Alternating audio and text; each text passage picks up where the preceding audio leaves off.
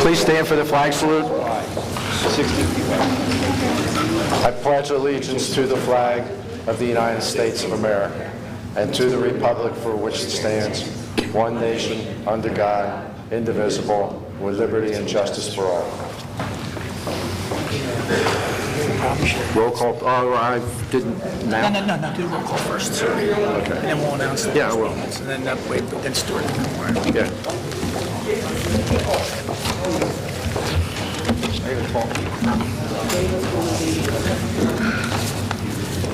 Tom Collins, Clem Wozleski, Mike Richmond, Here. Jim Galantino, Margaret Gubernalti, Mike Cristaldi, Craig Palmisano, David Carter, Despina Hess, Remy Pelosi, Joe DiGirolamo, Rich Patterson. Here. Before we start, I have two announcements. Number 6 on the agenda, Elizabeth and Andrew Feriazzi, has been postponed until December 22nd. And number 7, that's at 350 North Rumson Avenue, if anyone's here for that case. Number 7, Robert and Amy Chippets, 34 West Drive in Marvin Gardens, has also been postponed just now until December 22nd. If anyone's here for that case, that will not be heard tonight. This meeting is being held in accordance with due public notice thereof and pursuant to the New Jersey State Sunshine Law. Notice of this meeting was advertised in the press, and a copy of same has been posted on the bulletin board in the municipal building. All applicants are hereby advised that should you receive board approval tonight, you must come forward and sign a form which informs you regarding the timing of receiving building permits and mercantile licenses. At the end of your case tonight, please see the board administrator to sign the 2 information sheets.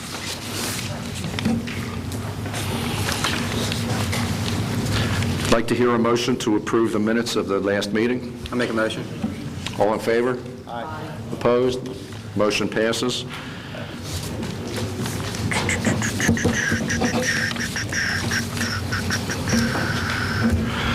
I'd like to hear a motion for approval of resolutions and decisions. Number 40, 2016, Fred Kalin. Number 41, 2016, Evans Grove, New Jersey, LLC. Number 42, 2016, Jeffrey Aversa. Number 43, 2016, John Sparta. Number 44, 2016, Mark Victor. Motion. All in favor? Aye. All opposed? None. Motion passes. First case tonight will be number 8. We have a special presentation. Oh, I'm sorry. We have a special presentation New business. Under new business. Thank you, Mr. Chairman. Good evening, everyone. I think I know most of you, but for those I haven't seen in a while, my name is Stuart Weiser. I'm with Remington, Bernick, and Wahlberg, and I'm here to give you a very brief update on the status of the master plan. I think I've met with most, if not all of you, in smaller meetings in the committee more of a committee process to back maybe a year ago by now when we kicked off the project to talk about process and to get your ideas from your own personal backgrounds as to what the master plan should look like. We have been working since then with staff, with consultants, with city staff to begin to put together the land use plan element, which is the first major component of the master plan that everything else springs from. We are getting close to having a draft ready for you of that particular element, ready for you to look at as the planning board. It's been circulated internally for consistency with all of our discussions and for approval at the conceptual level. What that will do, that plan, once it comes before you, and hopefully you approve it with whatever modifications you see fit, will lay out the direction for all of the rest of the pieces of the master plan, and most importantly, will provide recommendations to the governing body for amendments to the development ordinance, to the land use ordinance, the zoning code. Where we are right now, as I said, we have the draft has been circulated internally. We have some people reacting to it. We will then bring that to you, hopefully, if we can get the reactions quick enough to be able to finalize a draft document to you. We're hopeful to be able to get that to you sometime in December for action, maybe at the next meeting after that. I don't want to hold it to a specific timeline because I don't know what the reaction from all of the people that are looking at it now will be. But we're on a sort of a tomorrow as opposed to next week timeline, figuratively, to be able to move that forward. Once that comes forward, you will have a chance certainly to review it, to provide your comments. There will be at least one public hearing that's required by law. We're still in conversations with the city fathers as to whether they wish additional public hearings, but we're looking at a first quarter 2017 adoption.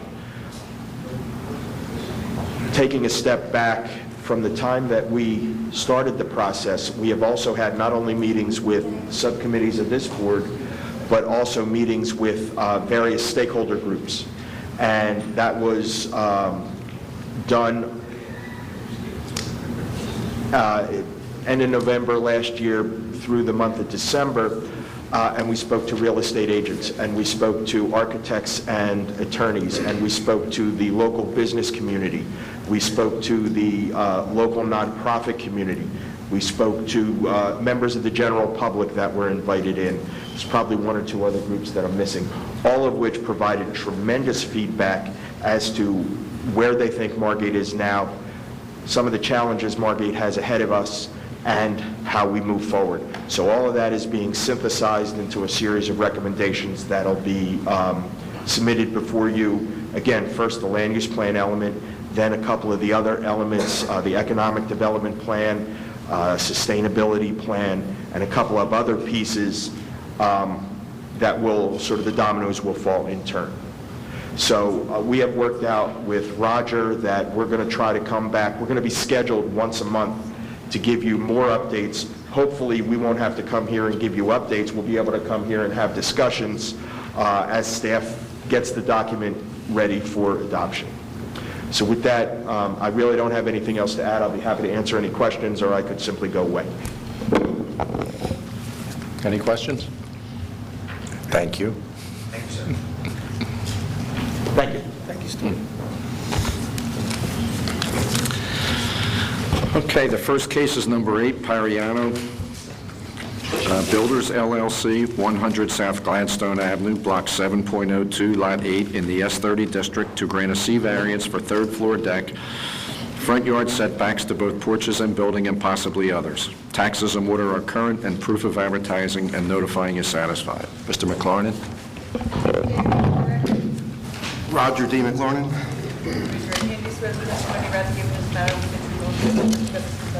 I do.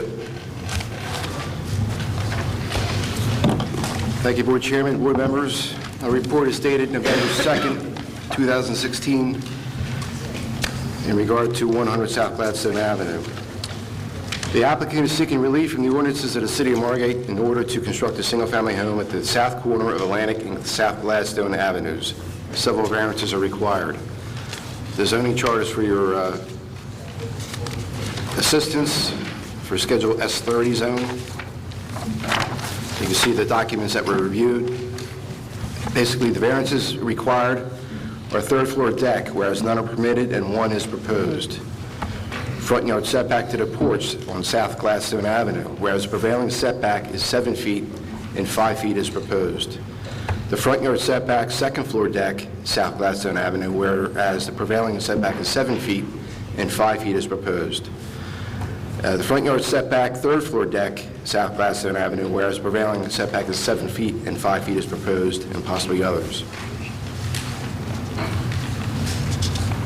I have several comments here, but I don't think they're really pertinent to the actual variances being requested.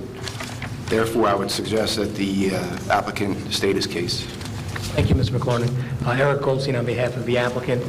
With me this evening is Robert Lolio. He's an architect licensed in the state of New Jersey. He will be the only individual testifying, so I'd like to have him sworn in now, please. State your name for the record, please. Robert Lolio, Spell your last name, please. L-O-L-I-O. Raise your right hand. Swear the testimony about to give is not of the truth and not the truth yourself. I do. Okay, Mr. Lolio, you're an architect licensed in the state of New Jersey, correct? Yes. And you've testified before boards on prior occasions, correct? Yes. Okay. Mr. Bergman, I'd like to have him qualified as an expert in the field of architecture unless the board wants to hear his qualifications. I don't need to. I recommend that to accept. I will accept. Thank you, Mr. Chairman. All right, Mr. Lolio, just walk us through the plan on what is proposed and go through the setbacks, what's required, what is being proposed, as well as the third floor deck, please. Okay.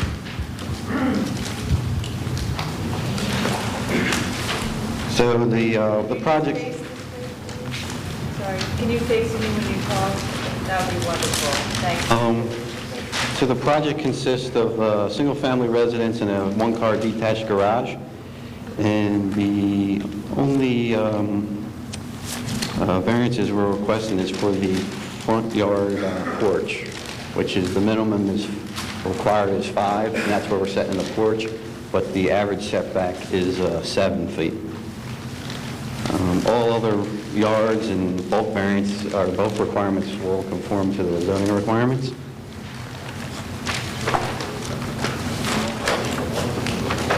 So the main living level is the kitchen dining living with a mudroom in the back out near the detached garage. And then the second floor will consist of 4 bedrooms and 3 baths. And then the third level will become the master suite with the third floor deck out the front, which is also requires a variance. And that's pretty much the plan. All right, Mr. Lolio, you're aware that in the city of Margate, third floor decks are not allowed unless the... Sorry. You're aware, Mr. Lolio, that third floor decks are not permitted with the exception of oceanfront or bayfront properties, correct? Correct. And are you aware that numerous properties have been developed on the beach block in Margate consistent with the scheme of the hopefully proposed master plan, whereby third floor decks on beach block only would be a presumptive permitted use, correct? Correct. And in the present instance, you designed this house with a third floor deck facing Gladstone Avenue to allow light, air, and open space. The sound system's very bad with a heater on. Just speak slower. And the deck that you designed, would it be fair to say, takes into consideration light, air, and open space, as well as presents a pleasing architectural design so that the owners of the house to be built would have a view of the ocean from the proposed deck, correct? Correct. And in your professional architectural opinion, do you see any detriment associated with the deck being put on the third floor as it faces South Gladstone Avenue? No, I don't. And to the extent that there would possibly be any detriment, do you believe that the benefits of keeping the height under what is allowed to the roof ridge, as well as for the light, air, and open space, that the positives would outweigh any possible detriment? Yes. And in addition to the third floor deck, there's also a number of setbacks, as Mr. McLaurin stated. In addition to the porch on South Gladstone, it's the second floor deck on South.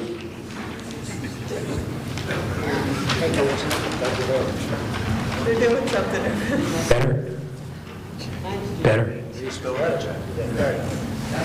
The second floor porch on South Gladstone also comes out proposed 5 feet where 7 feet is required. Do you see any detriment associated with the porch, the additional 2 feet coming out from the house on South Gladstone? Mr. Chairman, No, I do not. we can't understand a word he's saying. You really have to slow down. It's not... Well, Yes. Absolutely. what about for the record, though? We need it for the record. Keep that on. Keep that on. They don't pick it up. Okay. So in addition to the variances that we... Much better. Much better, I agree. I've been discussing... But you need to, In the audience here? Okay. You're going to have to yell. I will Sorry. yell. The new building has a whole new sound system. We'll have 7 microphones. It will be fine. The other variances that we're discussing being setbacks to the front of the house from South Gladstone Avenue. In your professional architectural opinion, do the additional 2 feet that we're requesting have any detriment to the property owner either on South Gladstone or on Atlantic Avenue? No. And to the extent that there would be any detriment to the positives of allowing light, air, and open space, keeping a nice architectural design under the MLUL, do the positives outweigh the negatives? Yes. Unless the board has any questions about those specific variances, I just want to point out that with regard to the third floor deck, we acknowledge that it is not an allowed use at all, but consistent with a lot of the development on the beach block recently, third floor decks have been permitted more and more, and we understand that ultimately when the master plan is adopted, that potentially will be an allowed use on beach block. The third floor decks that were permitted, the decks were set back in. They weren't true, so is there a side view of that deck? It isn't actually set back in a little off the roof. I can't tell from that picture. Is there a side view?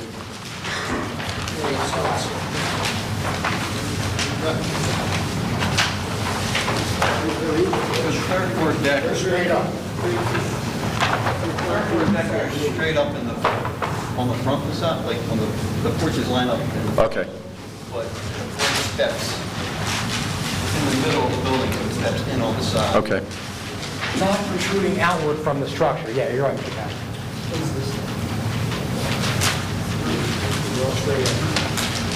Why on the Gladstone Avenue side, why are you asking for the 2-foot variance?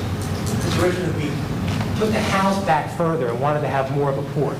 So the house could actually come out further. The house itself is not the variance, Right, it's I know. only the porch. Right. So a house like this, the porch is really going to be the selling point, or one of the selling points for people who want to buy a house on the beach block to have, the ability to go out on the porch or deck and look down towards the ocean.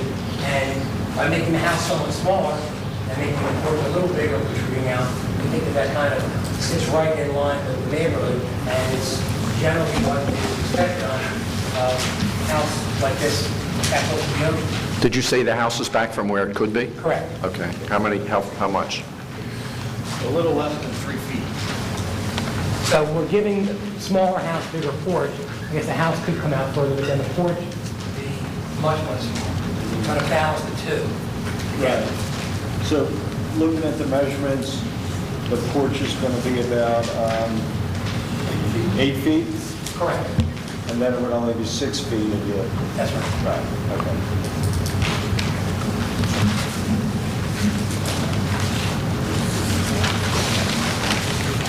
Any other?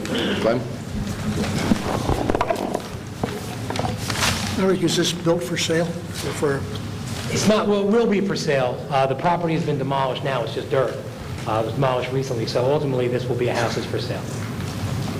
so you got a vacant lot? Correct. Why couldn't you design in accordance with the ordinance? Well, I guess that's the question why we're here. I think it's, the third floor deck certainly is outside of the ordinance entirely, so whether, Adjust the setbacks. I'm sure he's referring to the setbacks, right? Yes. so it's really just a matter of keeping the porch as large as possible by balancing the size of the porch against the proposed slightly smaller size of the house. So to say that it would be impossible to build per the ordinance, that's not correct. But I think that the design and what's being presented before the board meets with the requirements of obtaining a variance and fits well within Margate's plan and municipal land use law. You couldn't just maybe ease 8 inches out of 3 elements to get rid of the 2 foot? I'm sorry, Clem? I said, couldn't you just ease 8 inches out of 3 elements to get rid of the 2 foot projection? You mean like taking 8 inches out of each? Well, what you said, the porch was 8 foot, you make it 7'4".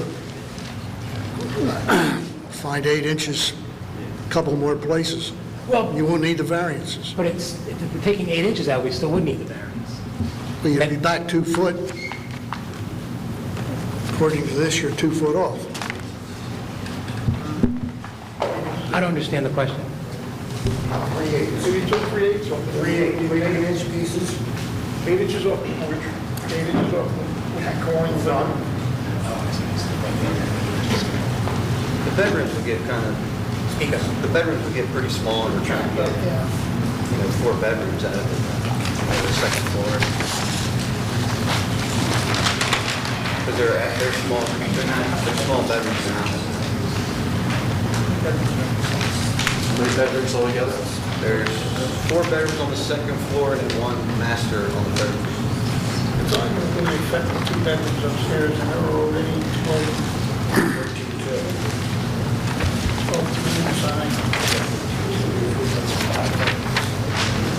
Mike, turn your mic on if you're rusty. It's not working. How many square feet is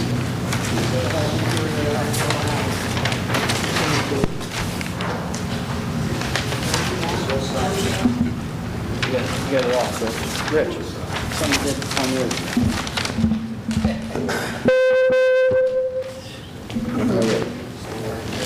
Working now.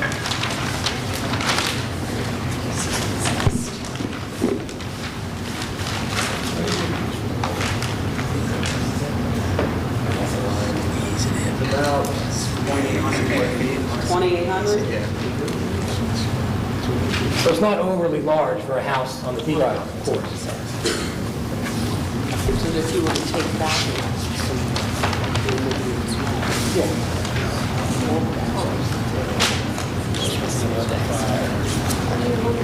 I got a 7 fixture.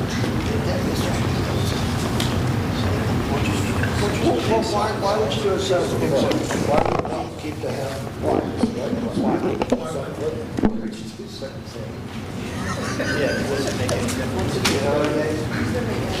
You need to speak into microphones for the record. Why would you do 7 foot? Just a compromise. Okay.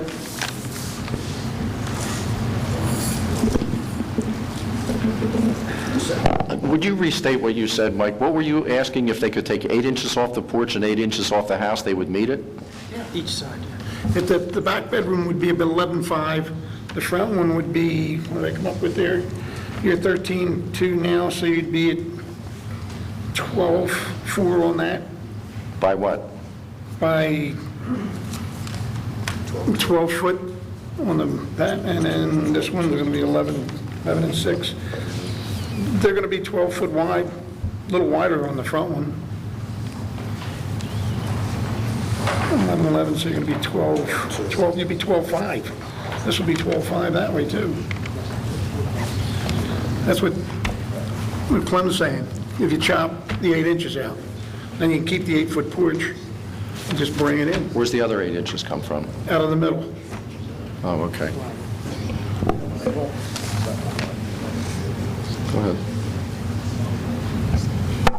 Keep in mind, is in the past, whenever you grant a front yard variance, it skews the average going forward.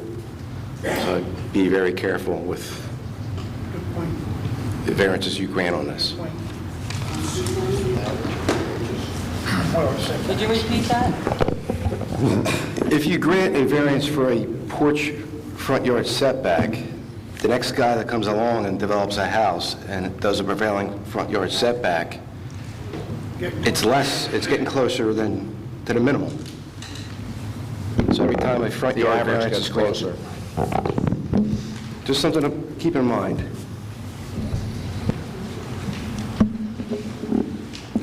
I think that's why Clem's trying to get that to go back. Is it, Clem? Isn't that why you were saying take the 8, 8, and 8 off to get the 2 foot back on the front? It's still a decent house.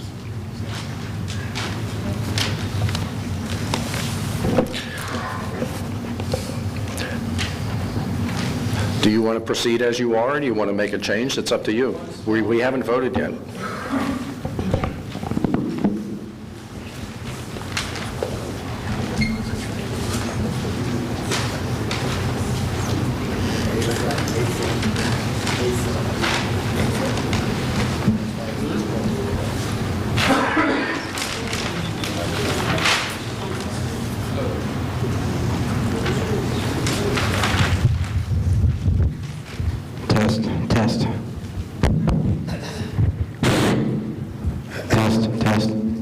You're just going to have to speak into the microphone, not hold down here.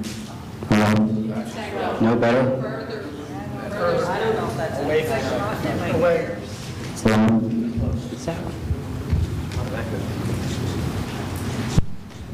Jim, is that working out? So by way of amendment to the application, the applicant would actually move the porch back a foot. So instead of 5 feet, it would be 6 feet from the setback. It would still be a 1 foot variance, but keep the rest of the house the same size. Better? Like that? Down lower? All right. So by way of amendment, that's what we think would work equally well. We're giving up a foot of the porch, which presumably is not going to be a big difference, but now the setback would be 6 feet where 7 is required versus 5, which is what we came in with. Goes up, all the way up to the second, Correct. And as we discussed before, second floor deck, third floor deck, all are going to go correct. to 6 foot rather than... Correct, Mr. Bergman. And then, as we discussed earlier, I confirm that the third floor deck does not protrude out further, but is in line with the house. So with that, unless the board has any further questions, the applicant rests. Taking a foot off the house. No. Take a foot off the porch. The Be deck. 7 foot? So it'll be 7 foot? Yes. Yeah. Any other comments or questions from the board? Is there anyone here from the public that would like to speak? Please come up and be sworn in. Unfortunately, we're having trouble with a mic, so you'll just have to speak loud. Richard Selman. What's the last name? Selman, S-E-L-M-A-N. Your name, please? Barbara Selman, Home address, please? 102 South Gladstone Avenue. Raise your right hand. Do you swear the testimony you're about to give is not only the truth and the truth, and nothing but the truth, so help you God? Yes. Yes, I did. Yes, sir. We ask them questions? Yes. Oh, okay. Is house up for sale? It will be. Okay, so they don't have a buyer on the house? No. The house was built strictly for spec, Correct. and you don't even know who the buyer is going to be? The answer to that, yes. It's a spec house, no buyers. And you don't know who's going to be living there? What, are you asking for a C1 or a C2 variance? Well, it's not a hardship. I think it falls under the flexible C. So the hardship would be if the lot were too small to try to justify the construction based upon problems with the lot which we don't have. So this falls more in line with the benefits of the application outweigh the detriments. To the neighborhood, not to the builder, am I correct? Well, no, I think I would say that it has a... Well, let me ask this gentleman here, okay, because you testified that there would be no detriment to the neighborhood. What are your qualifications to make that type of determination? I'm a licensed architect, and since it's on the corner, it's not really... Can't hear you. You have to speak up. Let me give you the mic there. Go ahead. This is your property is to the left of the... Yes. Okay. So it's on the corner, and all the requirements adjacent to your yard are conforming to the zoning regulations. It's just it's just the front yard that we're asking for a variance. So the light, air, and, daylight next to your space shouldn't be affected. What are your qualifications to determine that there's no detriment to the neighborhood? I'm a licensed architect. Been practicing for... Licensed planner, are you a city planner or a licensed planner? No, I'm an architect. It's different. Is there any reason why this house could be built without a third floor deck? Any reason? Couldn't it be? Well, it could be. I mean, the house could be built in many, many ways. So I'm not asking the attorney, I'd rather talk to the person who testified. You're getting your answer. the answer to the question is yes, it could be built without a third floor deck. It could be built without a second floor. All right, so why are you building it with a third floor deck? Because it fits better, we believe, with the scope of beach block developed properties. Your street is developed beautifully. You've got a very large house on the beach. You've got 3 other large homes adjacent to this.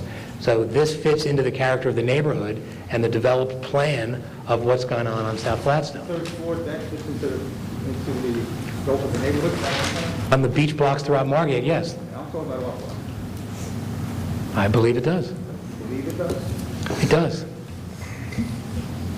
So basically, you're putting this third floor deck in there. It's not for the benefit of the neighborhood, it's for the benefit of the builder, so we get more money out of the house. Is that correct? Mr. Selman, may I make a suggestion? You can ask them questions, that's fine, what you're doing, but if you want to make a statement, you're permitted to do that, too. Like, you're, I'm saying, who's getting the benefit out of the third floor deck? Are we getting the benefit, or the builder getting the benefit, because he can sell the house and walk? I mean, if he knows the answer to that, I don't even know if he has the expertise to answer that question. No, he doesn't, sir.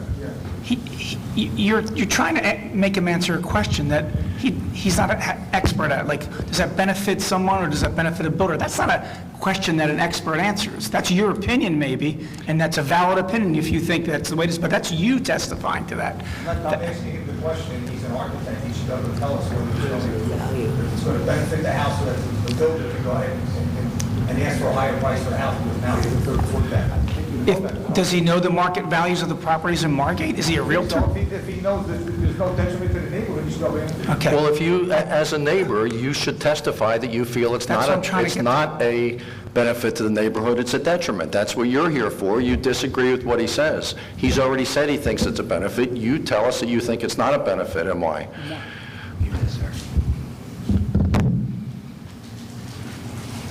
What studies have you done to determine whether it is or not a benefit to the neighborhood? All due respect, I think this line of questioning is kind of horrible. I don't know what he's trying to get at, other than Mr. Lowell already testified that his professional opinion, construction of the house will benefit the neighborhood. I don't understand what... I'm not saying the construction of the house won't benefit the neighborhood. I'm saying, are the variances that you're asking for necessary to benefit the neighborhood? We're talking about the variances here. I understand they're entitled to build a house. There was a house on the lot before this house was there, is that correct? Okay, so you can build a house there without the variances, and you can build a house there without the third floor deck. I didn't ask you that. I'm saying you can build a house there without the variances, and you can build a house without the third floor deck. Clearly, the answer to that is yes. Okay, so fine. So there's no hardship. So let's get into benefits to the neighborhood. Did you come to us and discuss with us if there was any detriment to us in the neighborhood? It's up to you, Stan. We're not going to answer questions about whether he... Well, I mean, rather than argue about it, I guess the short answer would be no, I'm thinking. So then the end of the question goes. Rather than arguing about all the questions, if it's an easy answer, let's just answer the question. And then if you want to object to the question, object to it, and I'll make some type of finding on that. But that's fine with me. If that's how we're going to do it, I know Mr. Goldstein understands that, so. Have you discussed this with us at 102 Gillette Center? Have you discussed it with anybody in the neighborhood, whether they think it's a benefit for this house to go up as opposed, with the variance as opposed to not going up with the variance? Okay, all right. Did you look at the house at 104 South Gladstone? Are you aware that the roof line on the house of 104 South Gladstone is rather high, and even if you put a third floor deck, you're not going to be able to see the ocean from there? Whether or not you see the... Who's testifying? I don't understand. Is the attorney allowed to testify? I understand. Yes, he can answer your question. So you didn't he wasn't even sworn in, was he?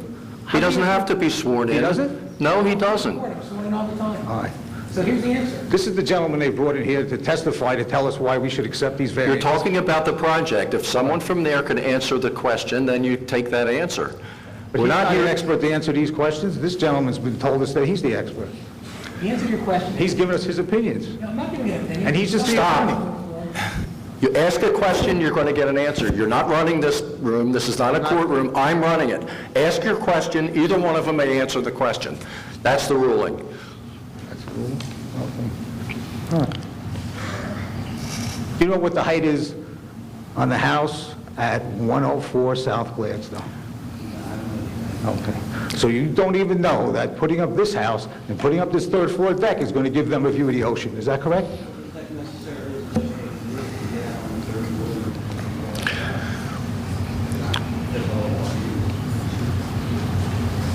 They can do that from the second floor? Is that correct? They can do it from the first floor? Okay. Well, if they didn't build a house, they could do it from the judgment. There's going to be a house built here. The question is whether or not... It's done within the code, or whether you're going to get variances to build it? Correct. Okay, all right. So that's what we're here If you want to have for. a third floor deck? What's wrong with someone wanting to go out and enjoy the light air and open space? Nothing, but a third-floor deck is not permitted under the code, is that correct? They got to get a variance? Am I correct on that? That's why we're here tonight, That's why we're here yes. tonight, yes, sir. We're not discussing anything else except the variances. Okay. Do you have Can any you tell more me where the questions? garage is going? What was that question? Where the garage is going? So the garage is next to our property, is that correct? Because I noticed in your report, sir, that there was a question about the water from the garage draining onto our property because it's right on the property line, the roof. You're wrong. That's correct. Is that a variance they need for that also, or are they allowed to do that? They will provide provisions during the zoning review that accommodate the runoff. I can assure you all runoff will be maintained on site per code. The runoff will not go onto the gentleman's property.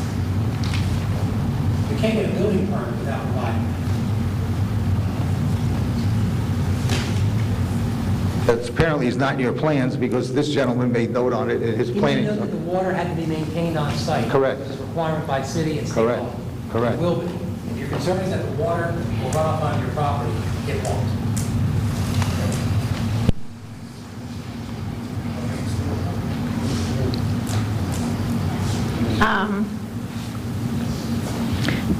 So I've been living at 102 South Gladstone Avenue since 1967. The house that was purchased on the corner that we're discussing, that property, was there already at the time. And I have always felt when I go out on my porch, there's this nice open feeling. No problem with a house being built on the property. However, I feel it's very important to stay within the zoning, whatever you call it, We understand. the way it's zoned Without presently, variances. without variances. I feel that it will definitely be a detriment to me. I'll feel like I'm living next door to an apartment building, looking at, people on the, I don't know, and they don't know who may live there. If people are out on the porch, the first-story porch, the second-story porch, the third-story porch, at all hours of the night, that will definitely be a detriment to my enjoyment of my home. And I feel that it is closing me in. It will be much larger than my house. Not that any house being built within the zoning ordinances, okay. That would be fine with me, but to overbuild by allowing these variances, The variance on your side is, the building is actually 3 feet back from where it could be, but the porch is 1 foot further. The other variance is the third-floor deck. That's on the side Yes. facing you. Yes. So the size, huh?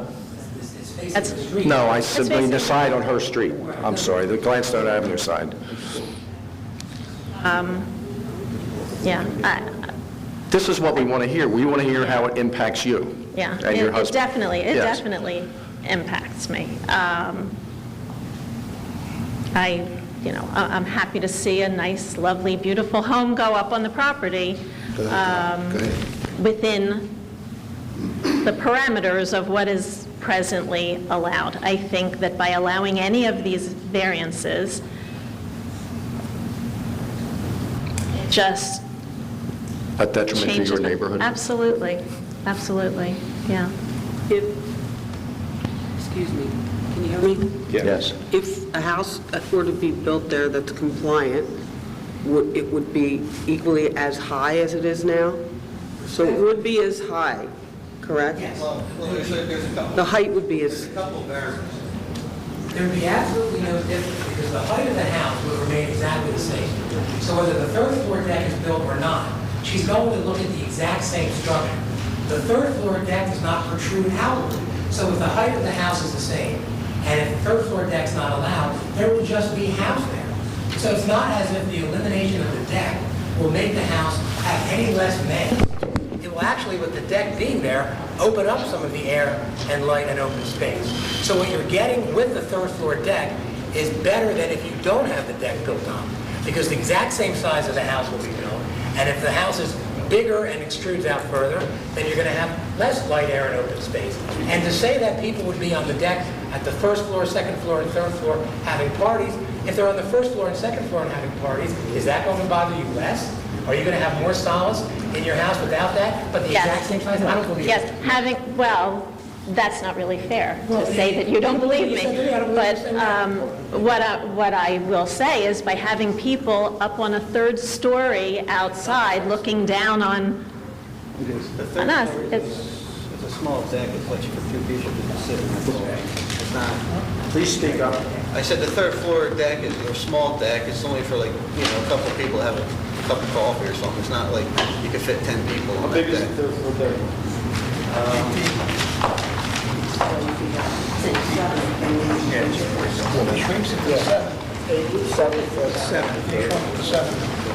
So it's still 7 feet. 7 feet deep. 12 feet wide. What is it? It's about 12 by 7. And it's off the master, so it's not as if people are going to be out there doing anything other than having coffee, Yeah. trying to look at the ocean. How do you know that? How do you know that? How do you know it's not? I don't have to know it's not. You're making a statement here that you have no idea, you don't even know who's going to be living there. How can you make a statement like that? If we knew who was living there, would that make a difference? Yeah. How would that make a difference? You're making a statement. All right, enough. We're not going to have back and forth. Do you have any more questions of anybody or any more statements that you'd like to make? The statement that he made about the opening of the house up with the deck makes no sense at all. I don't even know what he's talking about. Okay? It's a third floor deck, which, from my understanding, is not allowed under the code. It's not necessary for them to build a third floor deck. All they're doing is building it so that they can get more money out of the house. Because maybe they overpaid for the lot, that's their problem. It's not ours. It's not beneficial to us. It's not beneficial to the rest of the neighborhood. It's detrimental to us. It's detrimental to the rest of the neighborhood. And there is no hardship here. They can put up a house without the deck. Very simply, and they can bring all the decks back. They don't need any variance. They're putting in strictly variances to help themselves. They don't care about the rest of the neighborhood. They're spec builders. Once they move out and they sell the house, they're gone. They're gone. And they don't care what happens. And that's what bothers us. We're there to stay. We're there living in the house. And we feel it's a definite detriment to our enjoyment. Could be a detriment to the value of our house. And they don't need any of these variances to build this house. If they bought it, they should have looked into the variances and what they needed to put up before they spent and bought the house. It's not my problem. They're making it my problem by trying to earn themselves extra money by selling the house, which is not right. Ma'am, your house is closer to the beach than this corner house, correct? Yes. yes. Right. So your view looking the other way would be towards the bank, is that correct? If you were looking to your left, you're looking at the bank. The ocean to you, you're one house closer to the ocean than this corner house, correct? Okay. Now, I know where your house is here, but I just want to reaffirm that you're one house closer to the beach. So your view is to the right, not looking at that house at all, really, correct? Yes, when we're sitting on the porch, absolutely. We're looking. You can look both ways, yes. Yes, But the ocean's to absolutely. your You got right. maybe a foot Absolutely. between the houses. Okay. I mean, you got people that are being up on 3 floors, like living next to an apartment building. The house could be 3 floors, though. That's why I understand that. Because Okay. they don't need to have a deck on the 3rd floor of a master bedroom. It's just not necessary. Ma'am, are you taking issue, because I've been trying to hear all your testimony, exclusively with this 3rd floor deck, or does the extra foot, because they've compromised and brought it back? They were originally asking for 2 extra feet for the porch. I'm not Now happy with any of the variances that they're Okay, going. so that extra foot, you understand they brought the 1, but you still do take issue with that? I do. Okay, thank you. So Thank you. Yeah. This is much worse than this. And this is going to cause crazy parties. And this is going to be calm. Is that your testimony? Is that what you're saying? You're asking for 2, you put it back to 1, you want it to be done. So from a asking for what you want is that. Is that your testimony? I think by you... You asked me a question. Well, I'm going to answer your question. Does it? I will answer your question. I think that you are using the crazy wild parties as a way of making it sound like I'm being very picayune over, okay, and I'm not. And I think that if you live, since you seem to know what I feel, I think that if you lived in my house, you would not want these variances. Because it's not that I'm coming in and saying, I want a house built that it must be a one-bedroom, one-bath home. A house within what is allowed is great with me, Agree to disagree. We just have to agree to disagree. The idea of an open porch it brings down the scale of the house. Louder, please. I'm saying the idea of a porch, it brings down the scale of the house and it keeps things more open. We could have pushed the house more forward and built like a 3-story box, but the porch is stepped and it creates an open field from the side yard. Does that make sense to you? I hear what you're saying, but I'm thinking not of a porch that's in front of a house, but a porch on top, with a porch on top, all coming out. It doesn't come out. My point is, the porch is built into the house. My point is, if that porch wasn't there, it could be building mats. Instead of being an open porch, so it would affect even more. But if it's, a porch is open to see through it to get light and air. If that porch wasn't there, we'll enclose it and make it part of the master bedroom. And I think Okay. it would be more detrimental. Look, we have an agenda. If you have any more questions for anybody, any more statements, we want to rush you, but I think the board understands your points, I really do. So the board's going to have some discussion, and you can sit here and listen to that, and you might hear some things. Thank you. Anybody else in the public wish to make a statement or questions? Public portion is closed. Any discussions in the board? Any questions? I mean, I still have a problem with the setbacks. Just as a discussion, Clem, do you still have a problem with the setbacks, or? I guess we can't make decisions based on what's coming, but what's coming, unfortunately for you, not unfortunately for the city, is third-floor decks on the beach block. That's what's going to be in the new master plan. This house is now being, and there'll be public meetings on the new master plan too that you can appear. But does the board have, I just want to try to get some feeling from the board before we go for a vote here, and then... But I would ask Mr. Patterson and Mr. Bergman, to the extent that the board does make a motion for a split vote on the variances, please. You would like a split vote? Split vote on the third floor versus the setbacks. Can we do that? We can do that. We can do anything that we really want to do. We can separate. It's not going to... Okay. At the request of the applicant, since they made that request, we'll do that. And when the time comes, we'll do one vote on the third-story variant, the third-story deck, which is a permitted variance, and then on the setback variance. Setback all is one together. Thank you. Right. Yes. Any other comments, questions? Go ahead. Really, go ahead. I don't want it to sway anyone, because I don't quite know exactly where I stand, but just some thoughts running through my head, because I don't know that I'll even get to vote, is the fact that it is a corner home. Anyone making a right turn, they're going to have that right away, so the foot won't block their view, more or less, so it's not going to obstruct the traffic. I think on the other side, though, the closed-in feeling, that you're going to get that from the larger home and the deck in itself being there. So the neighbor's going to feel it, but the outside, it's on the road, the light and air, you're going to have that extra space, so it's not going to feel closed in on the other side, obviously. You mean the right-of-way is like a buffer to the front? Exactly. There's more or less a buffer and that extra space, but the neighbor's going to feel it because it's a larger home, more or less. But in this instance, and I know the city's going in the way of Beach Box having the third-floor deck, the best point I heard from the presentation is the fact that it seems weird, but the deck is going to make it more open up there. Otherwise, it's going to be closed off. Anything else? Stan? At the request of the applicant, we're going to split up the vote for the variances. I think that's fine in this instance. So the first vote we'd like to take would be a motion to approve the third-story deck, which is not permitted. And that would be a motion in the affirmative for that. So can I hear a motion for that? Who made the motion? We didn't hear a motion. Okay.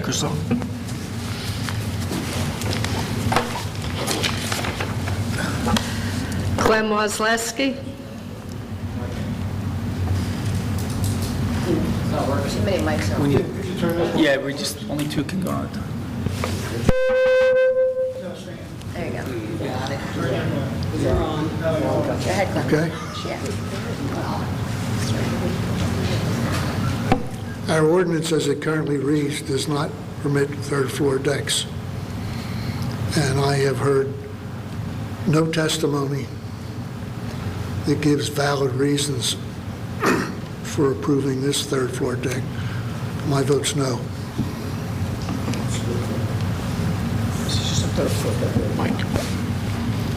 No, we'll go through the vote on the third floor, and then we'll... Mike Richmond. For the third-story deck. I agree with Clem. As the ordinance currently stands, third-floor decks are not permitted. The people that would be affected the most by it are here and testifying that they don't want it, so I'm going to not approve it. Jim Valentino. I'm glad to see finally we're getting third floor decks in houses. This one matches this whole motif of the house. I mean, it's stacked, first, second, third. You won't even see the people next door. I think it's just, this is the way of the future. I like the third floor deck. I vote yes.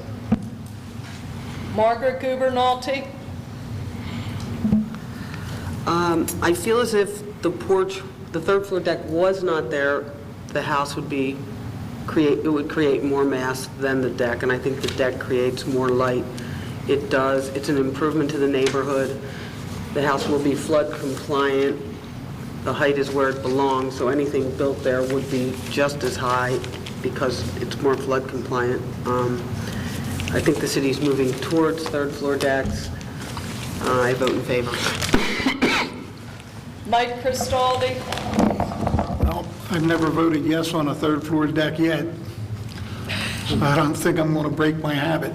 I know that it's firemen want the third-floor decks for evacuating people. Somebody asked me a question. Did you ever try to carry a 200-pound man down a ladder from a third floor? Were you? Or me. What was your vote? I'm voting yes. Craig Tomasano. Hold on a second, I need to clarify something. Do you want to permit the third floor deck? Yes. Yes. As Jim Galantino said, it's the wave of the future. Everybody on the beach block wants a third-floor deck for the views of the ocean. And as a safety hazard or a safe haven, a third-floor deck is immeasurable. I vote yes. Rich Patterson. I also vote yes, based on what Mr. Cristaldi said. Okay, the application for the third floor deck passes. Stan, do you want to continue? Yes. The second variance, or set of variances are for the front setback for the front porch, first story, and the decks on the second and third story. The applicant's modified, sorry, my mic was on. The applicant's modified the variance request to 6 feet is the proposed when the setback should be 7 feet, so it's essentially a 1-foot variance for those requests. So we need a motion for the approval of the front setback variances for each of the 3 floors. It was already made. Would you second it? Thank you. Clem Wozleski.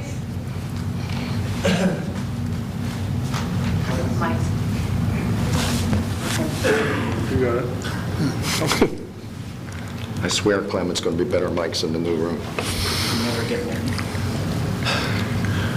It's a situation where the builder, for reasons of enhancing the sales value, wants more than our regulations allow.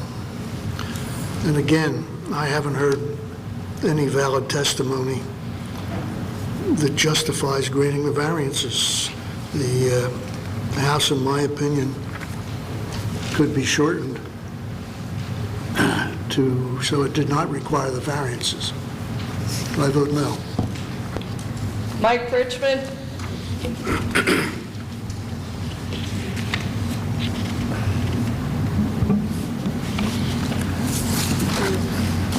There was a compromise with the foot. I really think that this 1 foot is not going to really have an adverse effect on the neighborhood. It's not like a building where you're having more mass, it's just airspace. So I think I'm going to vote yes on that one. Jim Galantino?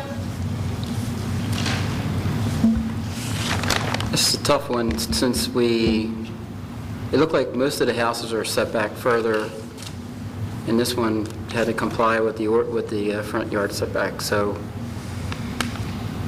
they did compromise with a foot. I don't really see the house being that massive when you look at the rest of the houses that are being built. This is actually a nice house. I don't see a problem with it. I vote yes. Margaret Gubernati? Again, I agree with Mr. Galantino. They did make the concession of the foot. I don't think that it will skew the averages of the block. It is a corner property. I vote in favor. Mike Cristaldi? This is a tough one, because they could take a little bit off of the house, and it wouldn't really affect it that much. A 4-inch here or a 4-inch there. They already gave us the foot. And then with Rogers, we're setting a precedent here on these front yard setbacks. We're going to be changing in the new master plan, I think, on the setbacks. I'm going to vote no on this one. Craig Palmisano? I have to agree with Mike Cristaldi here about they can take another foot off the house somewhere. So I'm voting no also.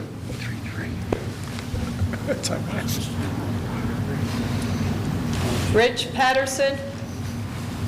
I've been waiting 12 years for this. We don't get many 3-3s. Unfortunately, I'm voting no on this. I feel you can make the house a little bit smaller.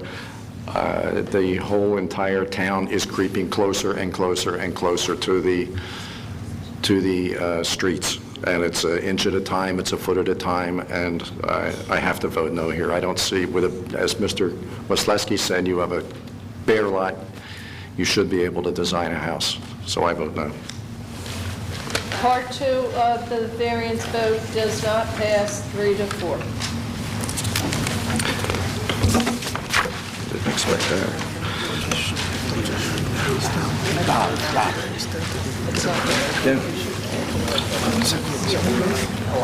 Next case is Bendel LLC, 16 North Adams Avenue, Block 228, Lot 312.01 in the MF District, to grant C variances for building coverage, side yard setback, combined side yard setback, and possibly others.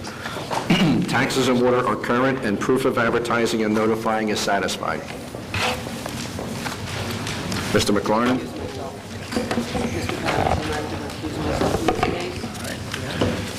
Ms. Nolte is recusing herself, for the record.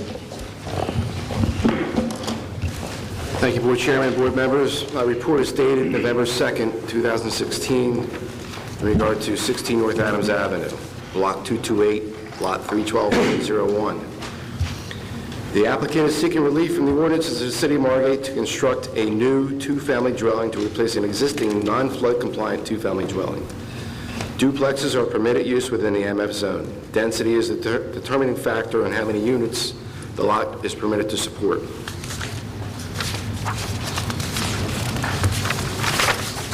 The variances required are as follows. Minimum lot width, whereas 40 feet is required and 36 feet is proposed and existing.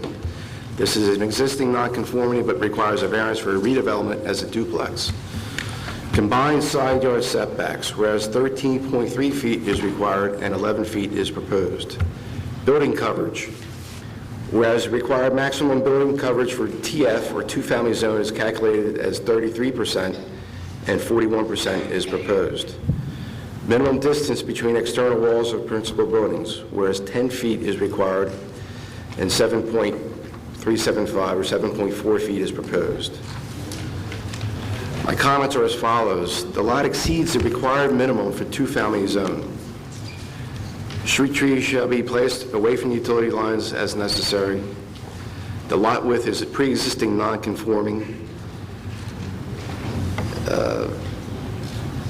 The building will comply with minimum setbacks but does not for combined side yard setbacks. The 10-foot setback requirement is a hardship created by the adjacent buildings. Our office reserves a right to comment further as needed. The recommendations are as follows, but the testimony shall provide the board information on making a vote. Thank you, Mr. McLaren. Is this mic better now? Yes. Okay, thanks, Jim. Eric Goldstein on behalf of the applicant, Bendel Development, LLC. With me this evening is Brett Fisher. He's a representative of Bendel, and Peter Weiss, licensed architect in New Jersey, to walk us through the plans. Pete, would you come up?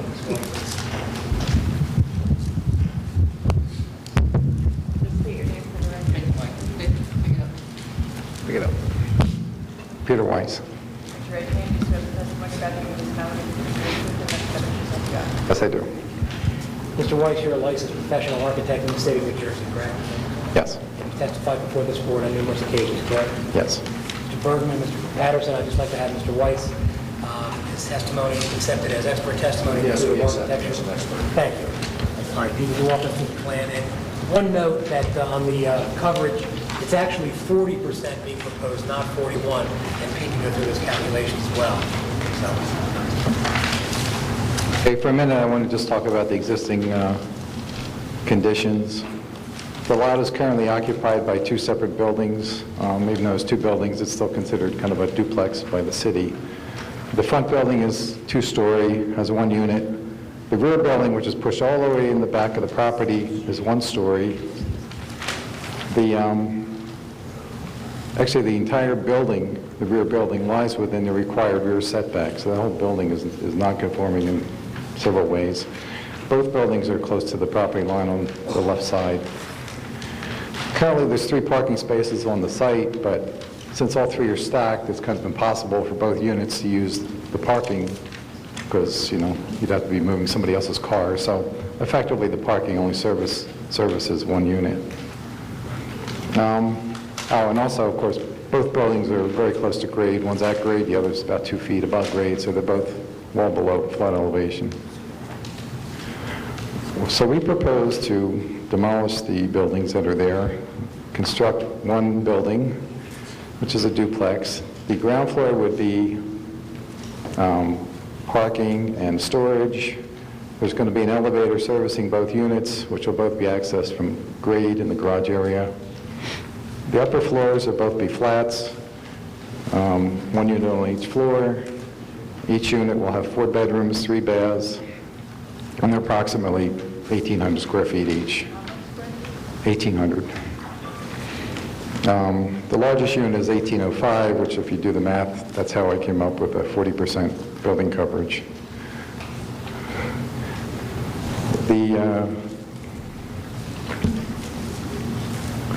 As mentioned, the setbacks, the minimum setbacks are met on each side. We're requesting a variance for a combined yard setback. The front and rear yard setbacks are well in excess of what the ordinance requires. And the building coverage, 40%, is in excess of what the two-family zone permits, but under what the multifamily zone will be permitted to do. being more or less halfway in between.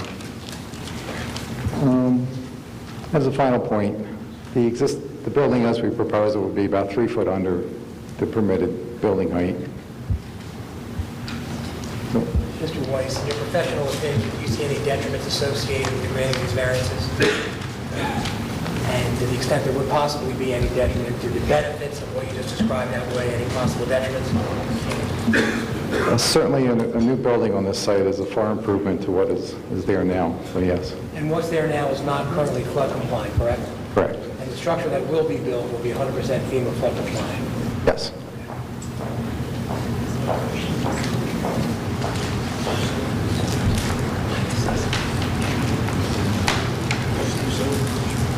Does the board have any questions? You're done?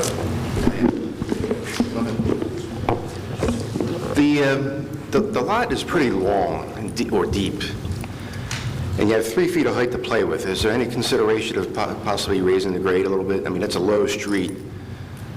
In order to get the water to run towards the street, would that be...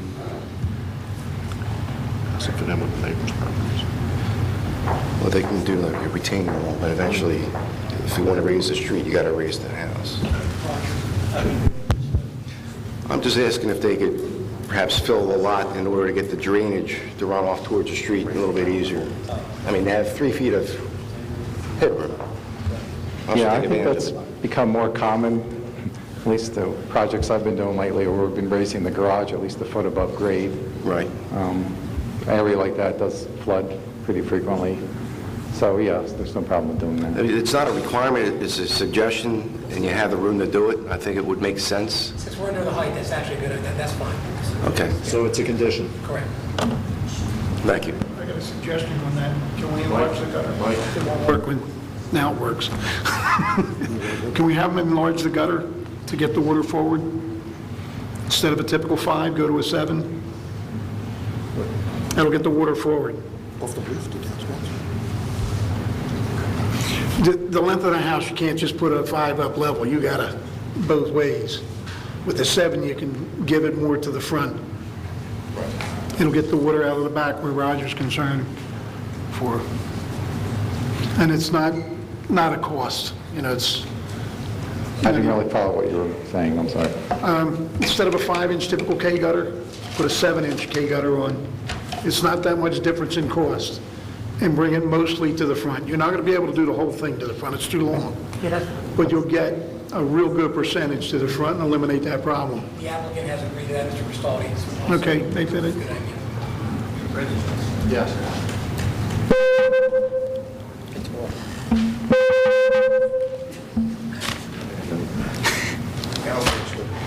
All right. Pete, just one question. Since we're going to raise grade, just watch the ceiling height in the garage and the grade inside, because I know you're going to go with a cement. I think the implication was we were going to raise the entire building a foot to compensate for... Yes. All right, just watch our flood vents and all that neat stuff. Yes, of course. Anyone else? You done at this point? No, Berman, I have to make a statement regarding our notice, which I wanted to make earlier. So the notice went out with the correct lot and block, but the address was Mr. Fisher's home address. So just want to put on the record that to the extent any member of the public has questions about notice, although we do have someone who did come out and look at the plans and is here, we'll certainly come back before the board if necessary, as a condition. So the lot and block was advertised, correct? Correct. And just the actual street address was off? That's correct. Okay, that's how I understand it. That's fine. I would have recommended the board do that. Anyone here from the public who would like to comment? Please come forward, be sworn in.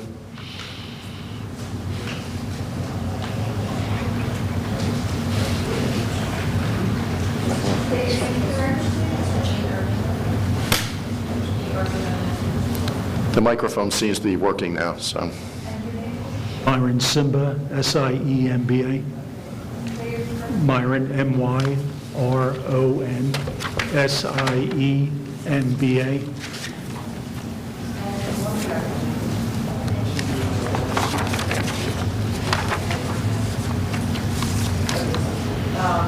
They're going to be separate, right? You can swear them both in now. Yeah, you can swear.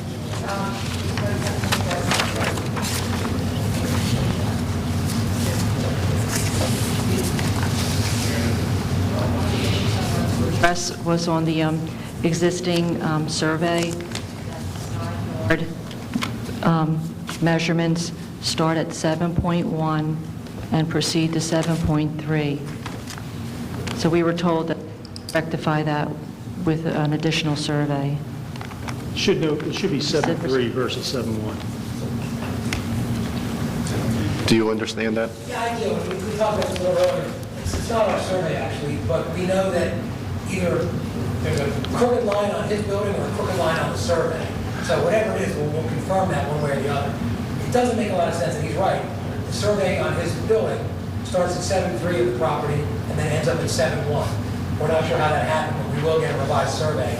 But it may still show. Pretty sure my dad built the house pretty square, Mr. Galantino. So. If the survey shows that it's off, then we'll submit a revised survey. It may not. It may be that that's a little bit. So we'll provide a revised survey. Okay. Yeah. Which house do you live in? Facing the house, left or right? Right. To the right, 18 north. Okay. There's just another dimension that just didn't add up. Go ahead. 7'3" the property line facing the building, 5'5" from the face of the building to the property line. That should be 12 feet 8 inches, not 12'9". Simple math. Will that be addressed in the new survey? Absolutely. And we'll even provide the survey. They're the neighbors. Brett can bring it over to them and guess. That's not a problem. Is that okay with you? Sure. Okay. You don't object to the building. Okay. No, we're very happy. All right, well, they'll get a new Yeah, survey. happy. And also, too, I want to address the fact about the landscaping. They're required to plant the Bradford pear trees, and from our experience, in let's say 7 years, they're raising the sidewalks, and there are a lot of Is there any other tree that you can... Well, That's Bradford less- pears are the ones that don't raise the sidewalks. Well, It was the We have maples them. and the sycamores. Can we... And it's a lot of maintenance. I mean, we spend a lot of money in landscaping services to clean up the leaves year-round. Bradford pears aren't required. They can plant any of the Can variety of you trees. choose something that doesn't lift the sidewalk up? Because now you got a hazard. I mean, we've got to get... But I'm saying Bradford pears don't raise the But could you sidewalk. just pick a tree that's not going to lift up the sidewalk after 6 years? That's what I'm saying. I love trees, but can we just choose like a slow-growing tree? Well, I think we don't allow those trees anymore. Okay, so what... Answer the question. Actually, at this location, to avoid conflicts with the utility lines, I would recommend that the trees go behind the sidewalk so they won't be in that small planting strip. And also, to answer the mathematical issue, it's the difference between a surveyor's notation of,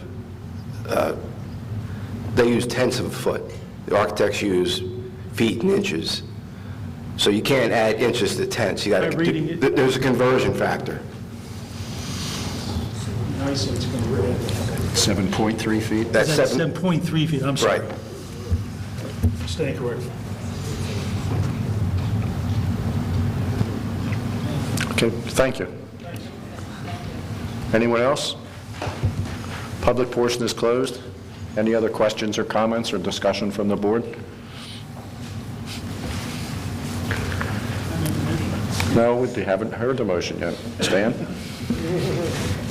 The applications for C variances for the two-family dwelling, lot widths required 40 feet. The proposed is 36 feet, is existing non-conforming condition.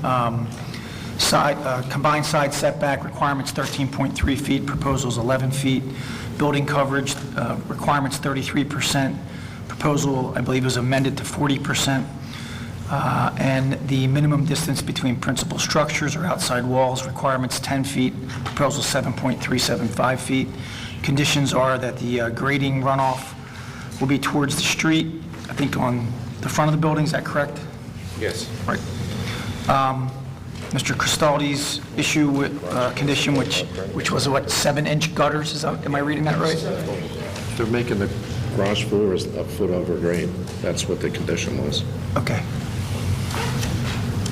So the garage floor is 1 foot over grade, will be the condition amended for number 1. 7-inch, they've agreed to 7-inch gutters. As stated on the record, there'll be a revised survey concerning the right property line, and the street trees that are required will be behind the sidewalk. So I need a motion in the affirmative for those variances and conditions.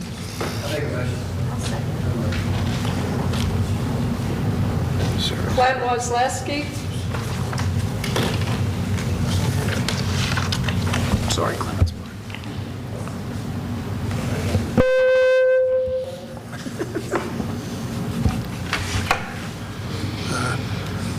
It'll certainly be good to see the existing construction there go.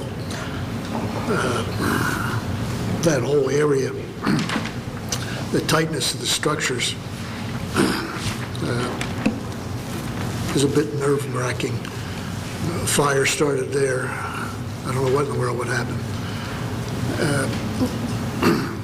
The fact that the one adjacent structure towards the ocean is so close to the property line shouldn't penalize this property to provide the required 10-foot. And of course, the new construction proposed will give more than ample flood protection to the new structure. So I think these things more than justify the minor variances. I vote to approve. Mike Richmond.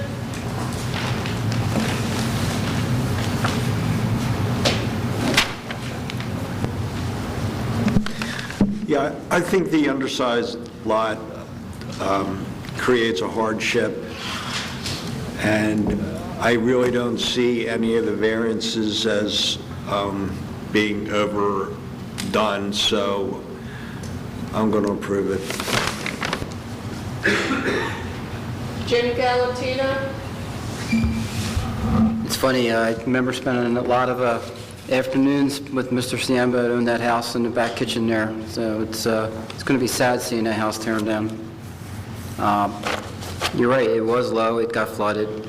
I'm sure they had at least 1.5 feet of water in there, so just for that reason alone, I'm so happy we're going to be able to get this, razz this building and bring it in compliance. As to the combined side yard setbacks, I agree to that. That's not a detriment. And the lot width, I don't see any problem with that. As to the 2 shade trees and behind the sidewalk, I think that's a beautiful idea. I think Roger should put that in a lot of different plans. I'm voting yes.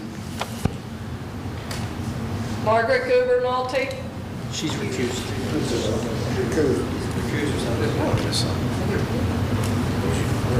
Mike Cristaldi. I'm in agreement with Clem. That neighborhood can take this in agreement with the gutter. I see no reason. I'm okay with it. I'm for it. Craig Palmisano. I agree with the other board members. The lot width is what it is. It's 36 feet, and combined side yard setbacks are not that great. I approve the project. David Carter.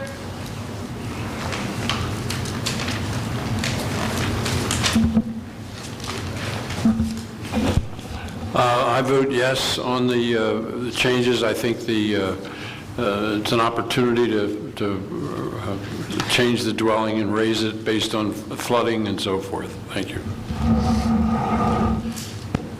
Rich Patterson. I can only reiterate what Mr. Wesleski said. I approve the application. Application passes 7-0.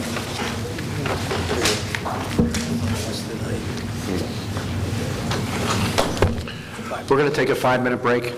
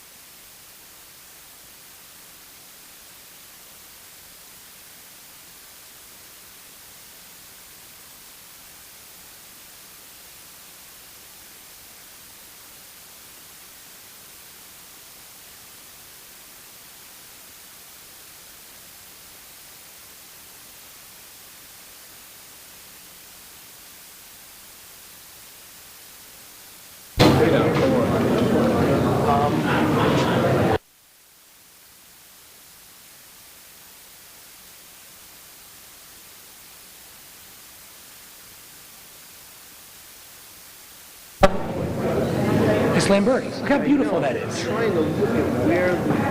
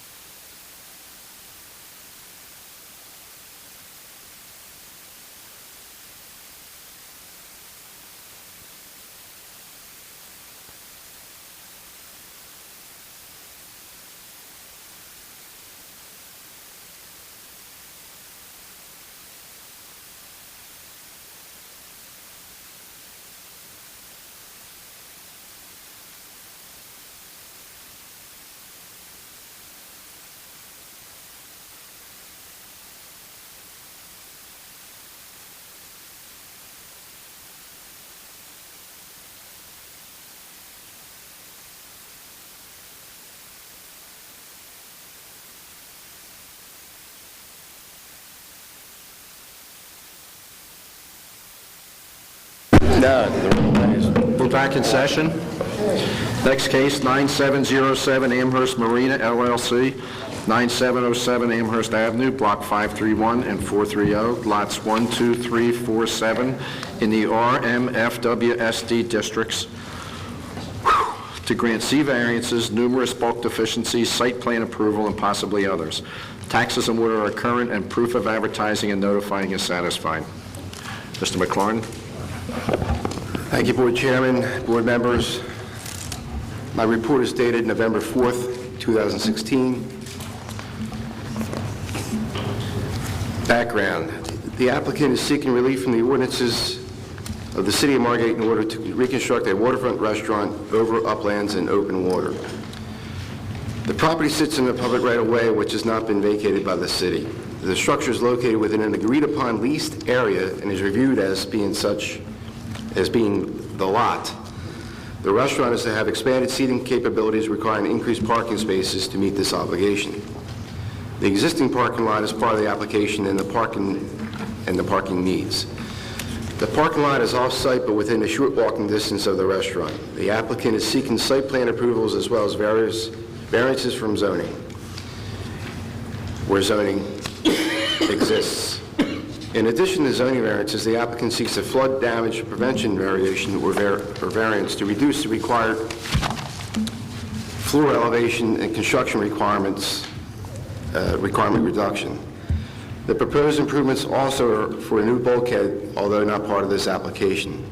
CAFRA and waterfront development approvals from NJDEP and U.S. Army Corps of Engineers govern the bulkhead and the docks and anything over the water as required. It is my understanding that the variances being sought for the floodplain flood damage prevention are going away. So I'm not going to get into that detail tonight. I will discuss the parking lot first. That is in the waterfront special district as well. The only variance they're seeking for that is a fence in the front yard where fences are not permitted. Amherst Avenue site, the Lamberti site. Front yard porch, front yard building, minimum side yard, combined side yard, rear yard, building coverage, parking, which is provided off-site, finished floor, that's going away. Page 4 discusses the variances required. Fence in the front yard where fences are not permitted in any front yard, and one is proposed on the parking lot side. Lamberti's restaurant itself, as I mentioned before, the setbacks, it's public right-of-way. Zoning does not really apply to public right-of-way. However, I used the lease area as a status or as a starting point to gauge where the location of the building is. Granting the variances is maybe just a courtesy. Variances really don't exist in the public right-of-way for setbacks. But I treated it as they did, so it's up to the application or the applicant to agree or disagree. I think we can move ahead on that and just discuss that. My comments are as follows in regard to the parking lot. The proposed fence for the front of the parking lot is an attractive delineation to separate the parking lot from the public sidewalk. The proposed 5-foot fence should be considered to be changed to an 8-foot fence to help buffer the residential areas requiring additional variance. It's not along the front, it's the sides and the back. Additionally, an 8-foot fence should be considered around the entire side and rear of the parking lot requiring additional variance. The landscape buffering proposes deciduous trees, whereas evergreens may be more suitable in a raised bed. The lighting choice should receive attention from the board and maybe a more nautical look is desired. I leave that up to the board and the applicant. The lights shall be shielded as required by ordinance. The applicant proposes no grading changes, and the lot has some considerable drainage issues. The engineer's report also touches on the drainage issues. The applicant proposes no the parking lot is proposing valet parking for overflow parking that would block in parked vehicles. The applicant will discuss that. The proposed parking lot does not show any circulation patterns, and should, the applicant has agreed in a letter that he will demonstrate that and provide that information. Parking lot dimensions need to be shown. Again, the applicant has agreed to that in writing. The testimony will be provided to supplement that. Additional landscaping may be desired along Monroe Avenue. It may not fit. It's not wide enough. That's okay. The use of porous pavement should be considered to reduce runoff. That's just the recommendation, not a requirement. My comments in regard to Lamberti's. The leased area is considered to be the lot to be developed. The architectural plans indicate proposed renovation. Please describe what is being renovated versus reconstructed. I think that's just a semantic issue. We would like to see a demolition plan to be included. I don't think that will be too difficult to provide. Just to summarize everything in my further comments, I think I would leave it up to the applicant to describe and present his case. Again, most of these issues will be a condition of approval as they apply. And the applicant has agreed to elevate the structure to elevation 13 versus requesting a variance to elevation 9 or 11. And items M through R, the applicant has agreed to provide that. My recommendations will be based on the applicant's testimony. I have no further comments.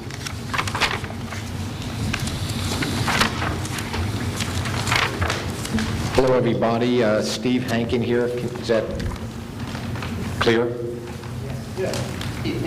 I speak very softly because I've been married for 37 years. So, leave it out? Take it out? So I'll need the mic to speak. This is an interesting, I think it's a great application for the city. What we have here is, this is an application to reconstruct, to demolish the entirety of the restaurant structure. The only thing that will stay is the garbage disposal area, which will now be refrigerated. It hasn't been in the past. That will stay. That's the only portion that will not be demolished. You can see, and you'll see from the testimony tonight, Arthur Ponzio is here this evening. You'll see from the testimony this evening that this is a seashore design. It's a beautiful design. It is on leased property from the city. Now, it's interesting because we really do not think, based upon that, it's not a separate tax lot. It's just part of the roadway, if you will, as the zoning officer indicated. But although we're not requesting variances, we are requesting site plan, and for that reason, it's a full planning board situation here tonight. Although we're not asking for any variances, what we are asking for them. We don't think they're required, but we're going to ask that for purposes of being conservative, that the board vote on them in any event. Again, this is a lease situation with the city. Under the lease, we're required to have obtained the city father's approval of this application, the mayor and the commissioners. We have done that. We've met with them on a number of occasions. This is an application which has been shown to the mayor and the commissioners in every singular detail and approved by them as required. It's the reason for the application is Hurricane Sandy, which really was the straw that broke the camel's back with respect to the bulkhead. And it happens to be, by the way, a city-owned bulkhead. We don't know the cost to do it. It's going to be 237.5 feet. The original lease was 207.50, and then there was a third amendment to the lease which added area for the garbage disposal area. That was another 30 feet. We don't know what the cost is going to be for that bulkhead. It is the city's bulkhead, but Mr. Lamberti is going to pay for it as part of this application, which is great. It's going to be at an elevation, Art will tell you about it, of 9, and the elevation of the first floor of the structure itself will be 13, which in and of itself is enough to justify the application, aside from the beautification of the parking lot on Monroe and the beautification of the structure itself. This is a plan which has taken, frankly, 3 years. We started discussions with the city fathers 2.5 years ago after planning for 6 or 8 months. Arthur Ponzio is here tonight. His partner, John Barnhart, is here tonight. There will only be testimony from Mr. Ponzio. John is here in case there's any questions which Arthur can't answer. I've never seen that happen, but that's possible. Our architect is here not to testify, but to answer any questions, Alan Blair. And I hope that you will conclude, as I have, that this is not a case where this property is being prostituted. This is a case where we are not seeking a height variance. We're actually a foot below height, the maximum height permitted. There's no parking variance. We actually have 27 more spaces than are required.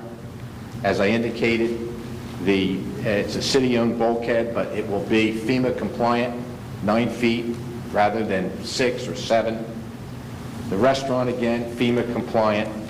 And also, I remind you that in the zoning district, this is a use which is permitted. But for the damage which occurred during Superstorm Sandy, we wouldn't be here tonight. We cannot repair that bulkhead, replace it. It's got to be replaced. We cannot replace that without tearing down the structure. There's builders on this board that know that a lot better than I do. It's impossible to do the kind of bulkhead that's required here without removing that structure. So that's really it. In short, I've said enough. That's an outline. I'd like to have Arthur Ponzio sworn, and I'm going to ask Mr. Chairman, Council, if his stipulations as a very experienced planner will be stipulated. Yes. Also, for the record, we have today, I sent to Council exhibits A1 through A8, a listing of them. We're going to add to that, and A9, I've just learned that the rendering itself. What is it going to be? That would be, that's the rendering there, right, Art? Yeah, it's A9. A9. It's a rendering of the rendering of the new restaurant. the proposed. So, thank you very much. I'm going to hand this to Arthur. Yes. We still provide, I know, Margate has always provided public access to the water, so still maintain that public access. Glad you mentioned that. There's two things that we wanted to make very clear. One is, with respect to the parking lot, we want to, even though the same use is going to happen, okay, we have designed that in a way to make it very amenable to the neighbors. We're very neighbor sensitive. I don't know if the neighbors are here tonight for or against, but we want to answer all of their questions, even though it's the same structure that's always been there, higher, but within height. And as far as public access, Arthur will explain that to you. We're going to be very careful on public access in two respects. One, we're going to have public access signs to the dock. And that's what the deck is for, as Arthur will tell you. There's going to be huge signage. I shouldn't use that word, huge. There's going to be large signage. Okay. Very large signage. Not only to tell the patrons where to park, but to tell passersby who aren't patrons that those docks are open to the public. That's something that we don't love to do. No one that has a private business likes that to happen, but Mr. Lamberti understands that waterway is a public right-of-way, belongs to the public, and he's going to share it with the public, as he must and as he should. So there's going to be testimony, Mr. Galantino, on those two issues. Arthur, you want this? Just state your name for the record, please. Arthur Ponzio, Jr. And raise your right hand. You swear the testimony you're about to give in this matter is the truth, whole truth, and nothing but the truth, so help you God. I do. Thank you. Okay, thank you, Steve. Yes, sir. This rendering, this exhibit here is A1. It is the site plan of the main building. You're all very, very familiar with it. It's a landmark location, no question. Existing or proposed? This is the proposed. That's a good question you ask. we're building in the identical footprint as the existing. We had made an application to the state of New Jersey before we came here to replace the building in kind. They have approved that, so we have the right from the state of New Jersey, CAFR permit, if you will, to take the footprint of that building, demolish the building, and then rebuild the footprint in kind. That's what this application represents, which answers a lot of the questions that Mr. McLaren had in his report. The setbacks are all existing. They will remain. We tear the building down, build a new building back, put it right in the same spot. Essentially, the closest we can get it, we'll lay the building out for Mr. Lamberti and put those setbacks back to the precise location that they are today. So there's no change to that, which is why the question was raised relative to variance relief. We believe no variance is needed. First of all, this is a public right-of-way. It's not a private lot. It's a lease area. Let me give you a little history of that. Back in the late 80s, when Lowenhanken, no relation, correct? No relation, actually proposed this project and went before the governing body at that time and received approvals to build the building that you see out there, the old Bay Club, we all remember it. What they did was design a building. Tom Sykes' office designed a building. We had a little part of that work, and some other companies did as well. They designed a building 207.5 feet long and 30 feet wide. So when the developer, Mr. Hankin, went to the governing body, they obtained a lease from this governing body of 207 by 30 feet. And essentially the lease went right around the proposed building at that time, which is why that odd dimension of 207.5, you wonder why that is. It's so irregular. Typically you see a 200, a 210, or 207.5. It fit the building. That was the lease premises. Thus, if you look at the building on the side, the building was built right on the lease line. So there's no setback to it. The question is today, if we tear that down, we have a fully legal building at this point. If we tear the building down and put it back to the identical location at the lease line, is that a variance? From a planning perspective, I say it's not. To be conservative, to the extent that it is, we'll put some testimony on and show why there's no detrimental impact whatsoever to the community or the neighborhood with regard to replacing the building in kind as it sits. Mr. Galantino asked a good question about public access. There has always been, and it was, as a matter of fact, at one point litigated in the past, public access to the waterfront, which we want to maintain. Mr. Lamberti wants to continue. So that access is in a couple different ways. That access is via the rear deck, essentially on the right side of the middle of the building. Again, we don't know the deck. That deck has two access gangways or ramps leading down to the floating pier. There are doorways there. That's going to remain as it operates today. When the building is open and operational, those doors will be open so that anyone that would like to come into that area of the building and go down to the pier, they can do that. When the building is closed for security purposes or whatever, when the restaurant is closed, that is, those ramps are closed down. So Arthur, in other words, that deck that will overhang the water, Yes. That's in the R or riparian zone, is that correct? And that is a permitted use? Yes. Is that correct? Yes. To answer what you just said, a riparian zone, there's two zones. From the bulkhead south, all of the upland property, if you will, that is in the waterfront special district, the WSD zone. From the bulkhead out into the water, it's in the R or riparian zone, just to clear that up. One other thing, since we're talking about decks, Arthur, because I'm sure that Mr. Wozleski is going to ask this question. There was originally a proposal for a second-story deck, is that correct? If you were going to cover this with a second level, that's been eliminated from the plan. That's been eliminated. If that appears on any of your plans, please note that there will be no second-story deck overlooking the water. We're replacing the one-story deck that's there now. Public access, in addition to that, Mr. Galantino, about, I'm going to guess, 8 to 10 years ago, because of some of the complaints that were issued about access to the waterfront, the Department of Environmental Protection was involved in that. There were 2 additional access points added to the property, which were not there with the original design. I have a aerial, thank you. You can just about see them here.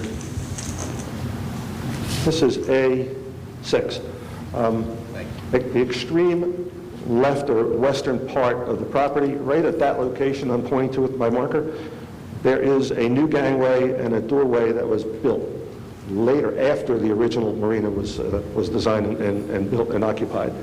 And that is one access point to the dock. Secondly, over to the easterly side, right at that location, there is another elevated platform, stairs coming up from the street, leading down to a gangway onto the pier. So there are actually 4 public access points to the they will all remain, and no change to them whatsoever, other than the rear deck getting elevated in height to meet, we'll talk about in a moment, so the gangway will be adjusted accordingly so that that access is clear.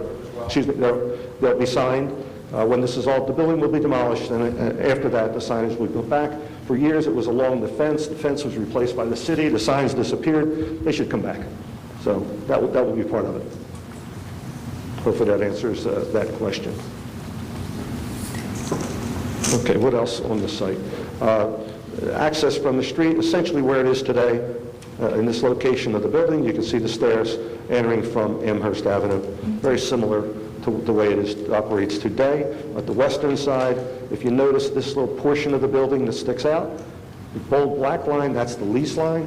Mr. Henkin mentioned this a moment ago in his opening, that the lease was extended out to include this area, about 30 feet of additional land, if you will, or right-of-way. And in that area, there is a refuse container. It's enclosed, it's blocked, it's a concrete wall, it's built on piling. Our office actually designed it, and at the time that was proposed, we appeared before the zoning board and received their blessing, their authorization, approval, to the extent that was required. In addition to that, the applicant went back to the governing body and got the commissioners to approve that, and subsequently it was built. It's still there today.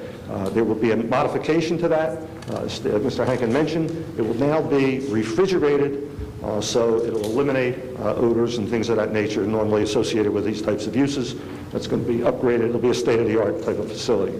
So that is the one part of this entire building that will remain. Everything else will get torn down, including the foundation piles. There was a mention about Hurricane Sandy and the damage to the building. Essentially, when the water came up, essentially the bottom part of the building, everything was wetted, and there was damage done to utilities, all the insulation, some of the joists underneath the building, some of the foundation piles, the fill underneath the building, much of it was washed out.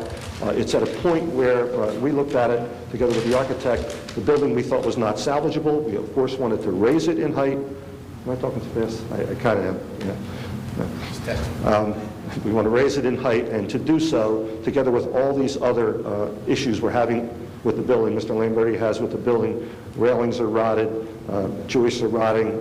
It was just too much to undertake. So that, together with the bulkhead replacement, requires this building to be demolished. Arthur, is it possible to install a new bulkhead and repair without getting rid of the building? Anything's possible. It's very difficult because of the proximity of the building to the high water line and the bulkhead line. And this design is not done, not completed yet on the bulkhead. We are looking at it. There are utilities under the building. There are utilities under the street. We're looking at a possible composite sheet, not a vinyl sheet, not a steel sheet, composite, like fiberglass, if you will, sheet, something that's going to last for 100 years, something that has tremendous strength. More than likely, the design is going to include a helical anchor system, which gets drilled in from the outside to support the bulkhead and keep it in equilibrium. So it's going to be a very sophisticated design because of the conditions we've encountered. So to answer your question, it's easier, notwithstanding the fact it's difficult, it's easier without the building being there. All right? Let me go to the next sheet. I'm going to try not to take too much time here. Just yell at me when I'm talking too fast. You know me. This is, sorry about that. This is A2. This is a site plan of the parking lot. And we all know where the parking lot is, directly across the street from Stephen Cookie's parking lot, which is on the opposite side of Monroe. Stephen Cookie's building would be in this location up at Amherst. It doesn't show in this exhibit, but just for orientation. Okay. We have an existing parking lot with 64 spaces. It at one time was paved very nicely through the years, and with storm damage and whatnot, and stormwater runoff laying on the ground surface. The surface has deteriorated, requiring it to be reconstructed. I'll talk about that more in a moment. What we're proposing here is to completely upgrade the lot and beautify the lot, and in addition to that, to satisfy a parking need that we have with the building, and to further provide additional parking to the extent it's possible for this property and for this building, this restaurant facility and marina to operate, we are proposing stacked parking. This will be run by an attendant on the site at peak times when Mr. Lamberti, the owner, the operator, recognizes that he's going to be at capacity or close to it. Hopefully we have a lot of those days. And he would require some additional parking. So we will have an attendant at the lot. You would come to the entry to the lot with your vehicle. You get out. You'd walk across the street, essentially, to the building. The attendant would take your car, and you would park it in the aisle areas as shown on the plan. Ultimately, at the end of the day, even if this was operating at full capacity, we could have 97 parking spaces on that property. It lays out geometrically just absolutely perfectly. If you notice, Mr. Claren asked the question about the dimensions. Each space is 9 feet by 18.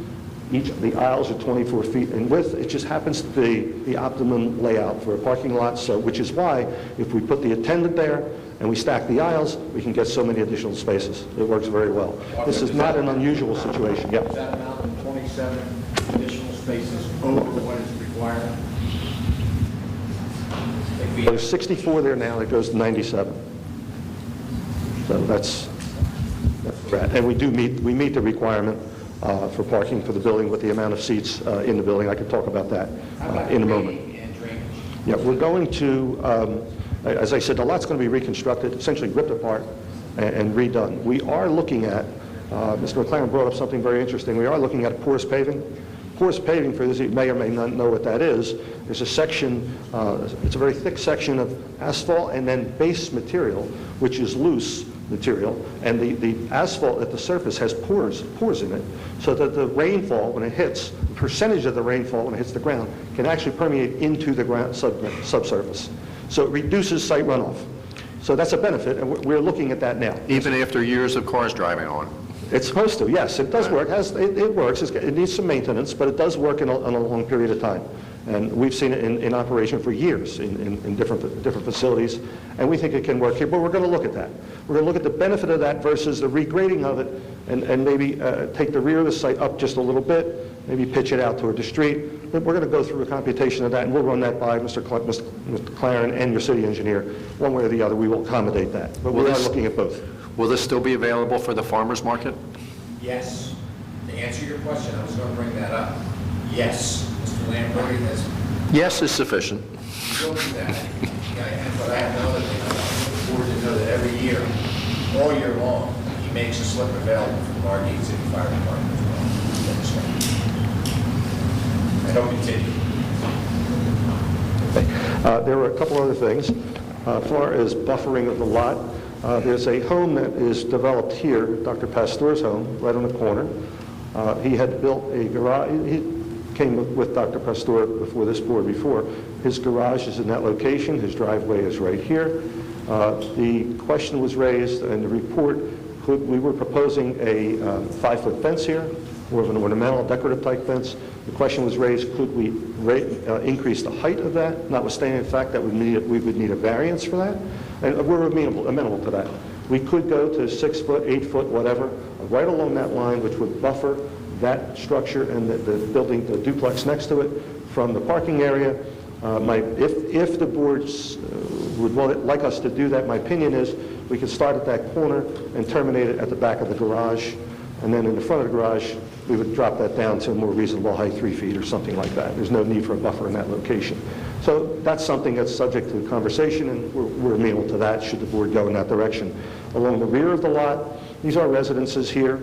The lot is existing. It's been there for many years, as you all know. There is a wall. It's a pretty nice wall, nicely done. It's a block wall, concrete wall. It's about 4 feet in height. That's, I think, in pretty good shape. It maybe need just a little cleaning. We'd like to keep that wall at that height. Again, the recommendation was, would we consider going higher with that? We would do that. We would consider that.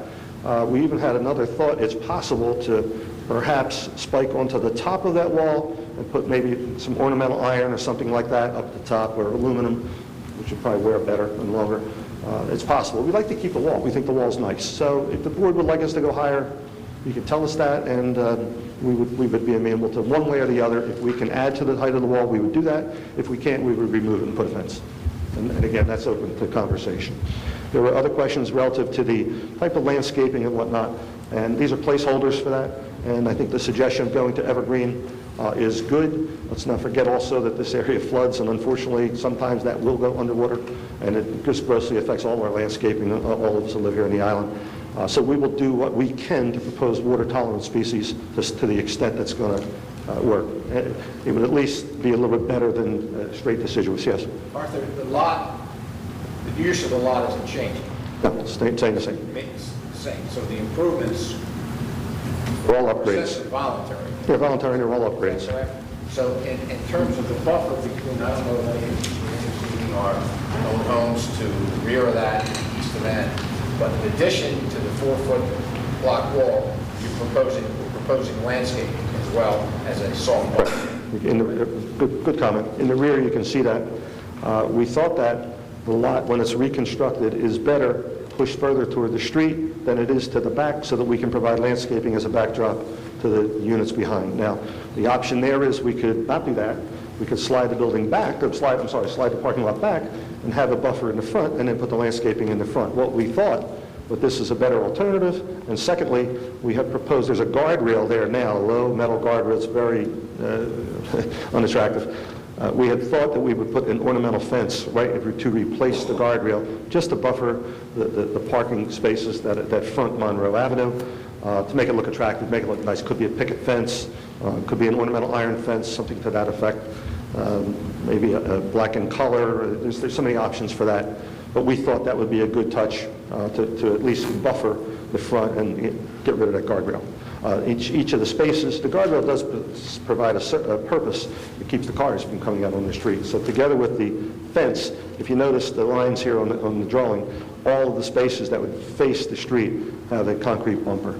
So the car wheels would hit the bumper and not be able to penetrate out toward the sidewalk. How about lighting on that part? There are 2 lights there now. They're positioned in that location and here, right in the center of the lot. They're going to be replaced. My guess is the final design on that is not 100% done, but they're probably going to be 20 to 25 feet in height.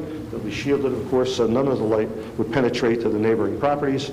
Essentially, the light shines down on the lot, gives us adequate illumination, 1 to 2 foot candles throughout the lot. And there was a suggestion, could we go with some type of nautical theme? That's a great suggestion. We ran it by Mr. Lamberti. We are investigating that now. We would definitely want to do that. Really make the lights a part of the overall motif of the entire building that development that we're trying to develop here. Hold 1 second. And to that end, we have no problem, should you deem this appropriate, of submitting that decorative lighting, the shielded lighting, to your zoning officer, the construction code official, whoever you may designate for his approval. I think the one variance that we are seeking here would be a fence in the front yard, should the board feel right in granting that. If they do not, and it would be eliminated, and we obviously have no problem with that one way or the other. We think it's a good touch to add that. If we go to an 8-foot or some type of height greater than we had proposed, and if we need a variance, then we would seek that from the board as well, and we are amenable to that one way or the other, whatever the board's pleasure would be. Just for 1 second, I'll show you what A4 is. A4 is our waterfront development plan. It was submitted to the state of New Jersey, and it shows in this view... To the other side, a second. Yes, sir. The house is on the ocean side of the parking lot. Would an 8-foot fence on the opposite side of the parking lot affect their views at all, up by the doctor's house? In other words, if we go 8 foot here, would that affect anything of those people on that side of the parking lot? 8 foot is pretty high. I think a compromise somewhere around 6 puts it in my height, and I think that would be the buffer that we need. It would certainly block the vehicles, but if you're in a house here, you can see over that. 8 is, in my opinion, is a little bit high. Just to add on to that, excuse me?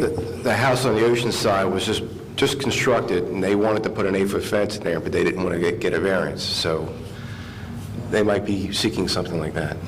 Which house is that? Down here. Second one in. We're open to the board's pleasure on that. Would the lighting be all night long, till early morning? The lighting? Question.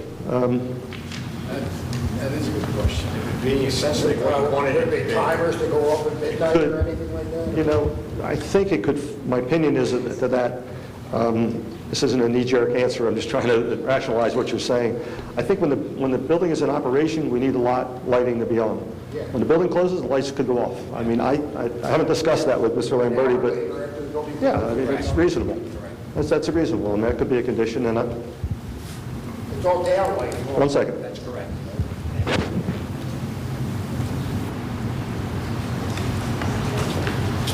John was just saying, he's a little ahead of me on the design of the lighting. He's looking at LED lighting, which is fully dimmable. So you could take that down through a timer system to take that, as the hours got later, that could just be dimmed down further and further and further. It's a good suggestion, and with technology the way it is today, we're able to do that. So we want to make this really state-of-the-art. It's a good suggestion.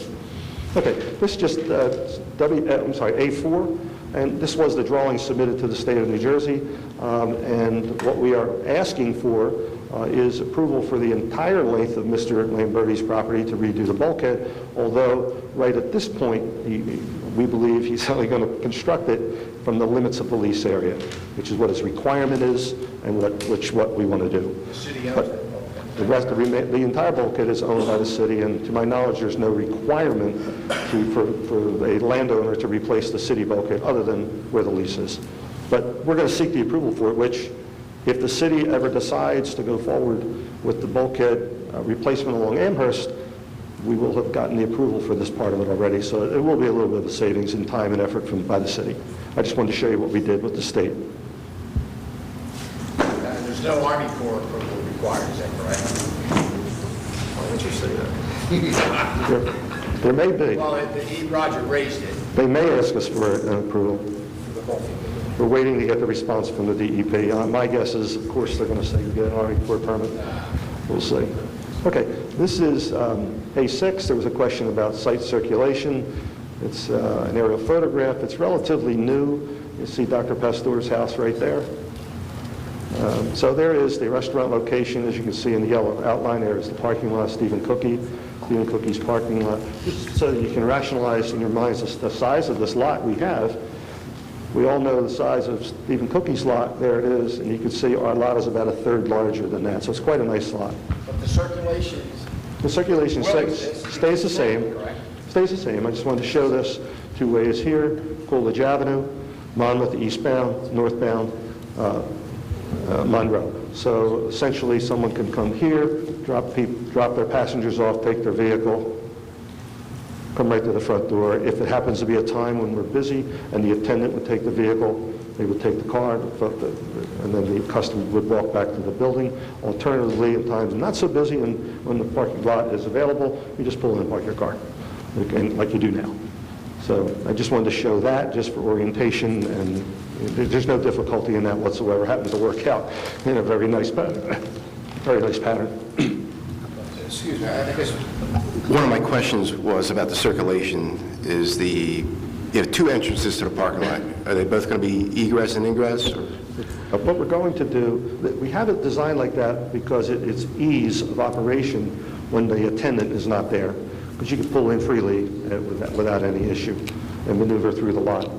We believe that where we're going with this is the northerly drive area, which is right here. That would be where the attendant would be, and most of the vehicles would be staged from that location.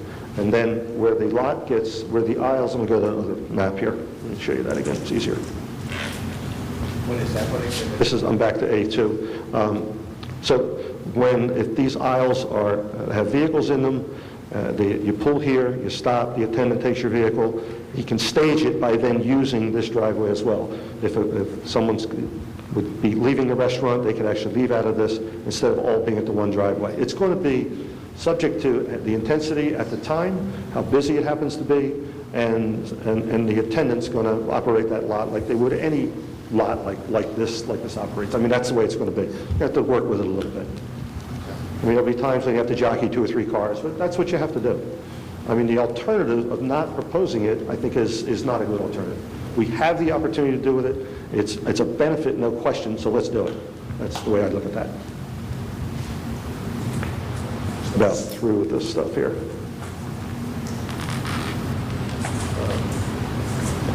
Elevation, I want to do 2 things. Thank you. Let's go to, yep. get to this and this.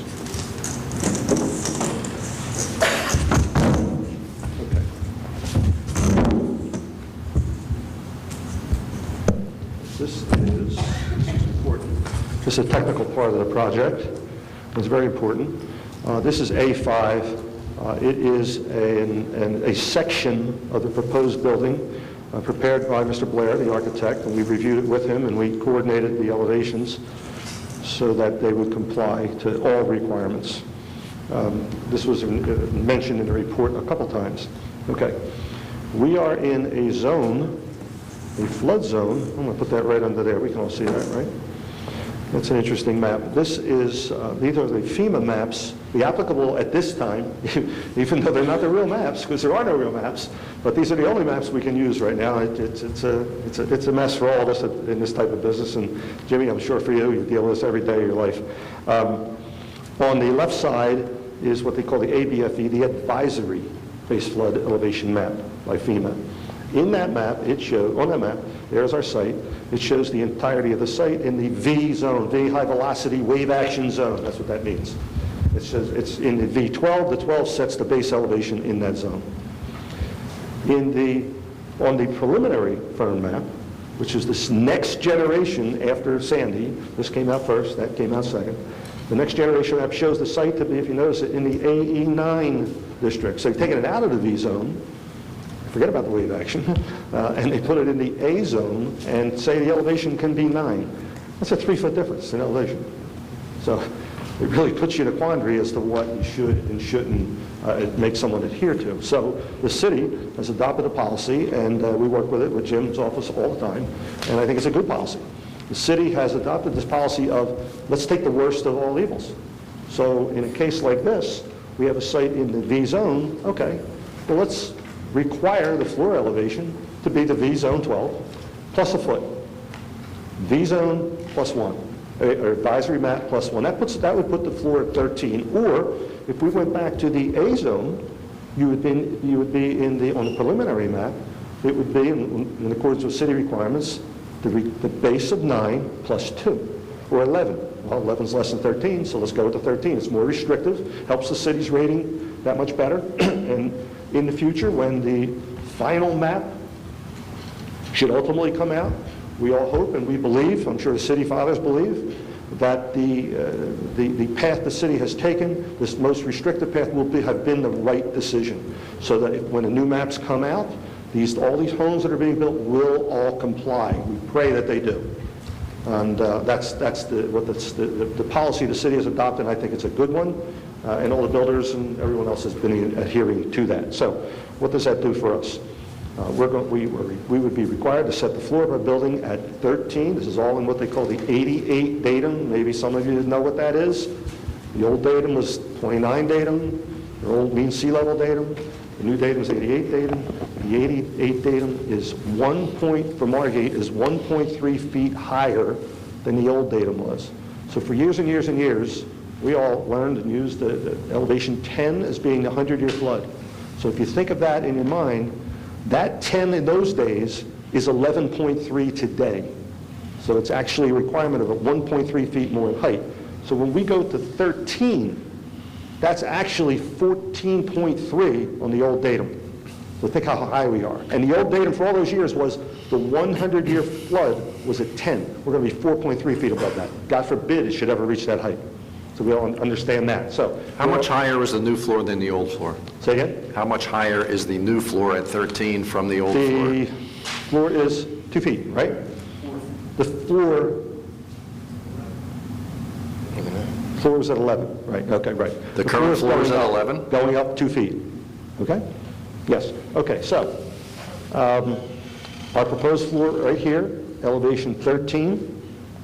Mr. Hankin mentioned in his opening the height of the building. We're 1 foot under the threshold. We're allowed to be 30 feet in height. Building is 29 feet in height, measured from the floor. And the height is measured to the absolute peak of the roof. So we're below the zoning allowance for the height. There's no variance or nothing like that with height. We have a 1 foot leeway. There was a question relative to the the deck out back. Now, it's an interesting one. The deck happens to be, that portion of the deck is over the water. So in the V zone, beyond the bulkhead or out into the water, the city's posture has been to require the building to be elevated to what they call a V-zone criteria, which means you measure to the bottom of the beam, not the floor, which will push the building up 2 more feet, in some cases 3 more feet, whatever. However, that would be for structures that are permanently affixed to and part of the main body of the building on the upland. In this case, what we've come up with, and Mr. Blair, the architect, has designed into his plan, and we're going to help him with the foundation, is the deck area is going to be at the same floor area for continuity at 13, the deck over the water, and the deck is going to be independently supported on its own pile system, just a soft connection, a breakaway, if you will, those are the proper terms, proper terminology, a breakaway connection to the building just to adhere for water tightness and whatnot. So God forbid we should have a major storm again one day, this deck could break away and not influence the building whatsoever. The bulkhead would protect the building from wave action, the bulkhead being here, built at elevation 9, which is the new requirement of the city. You can see the bulkhead right at that location. The piles outside the bulkhead, the deck at elevation 13 above. And Arthur, that is the deck, but you mentioned earlier, is it not it's used for public access? Yes. All right, I Sounds like think, I believe, unless I missed something, did I miss something, Steve, or was that it? No, there's some more. Yes? Very briefly. Assuming that the variance and land use relief you applied for is all required, would you address C1 and C2 criteria? Question.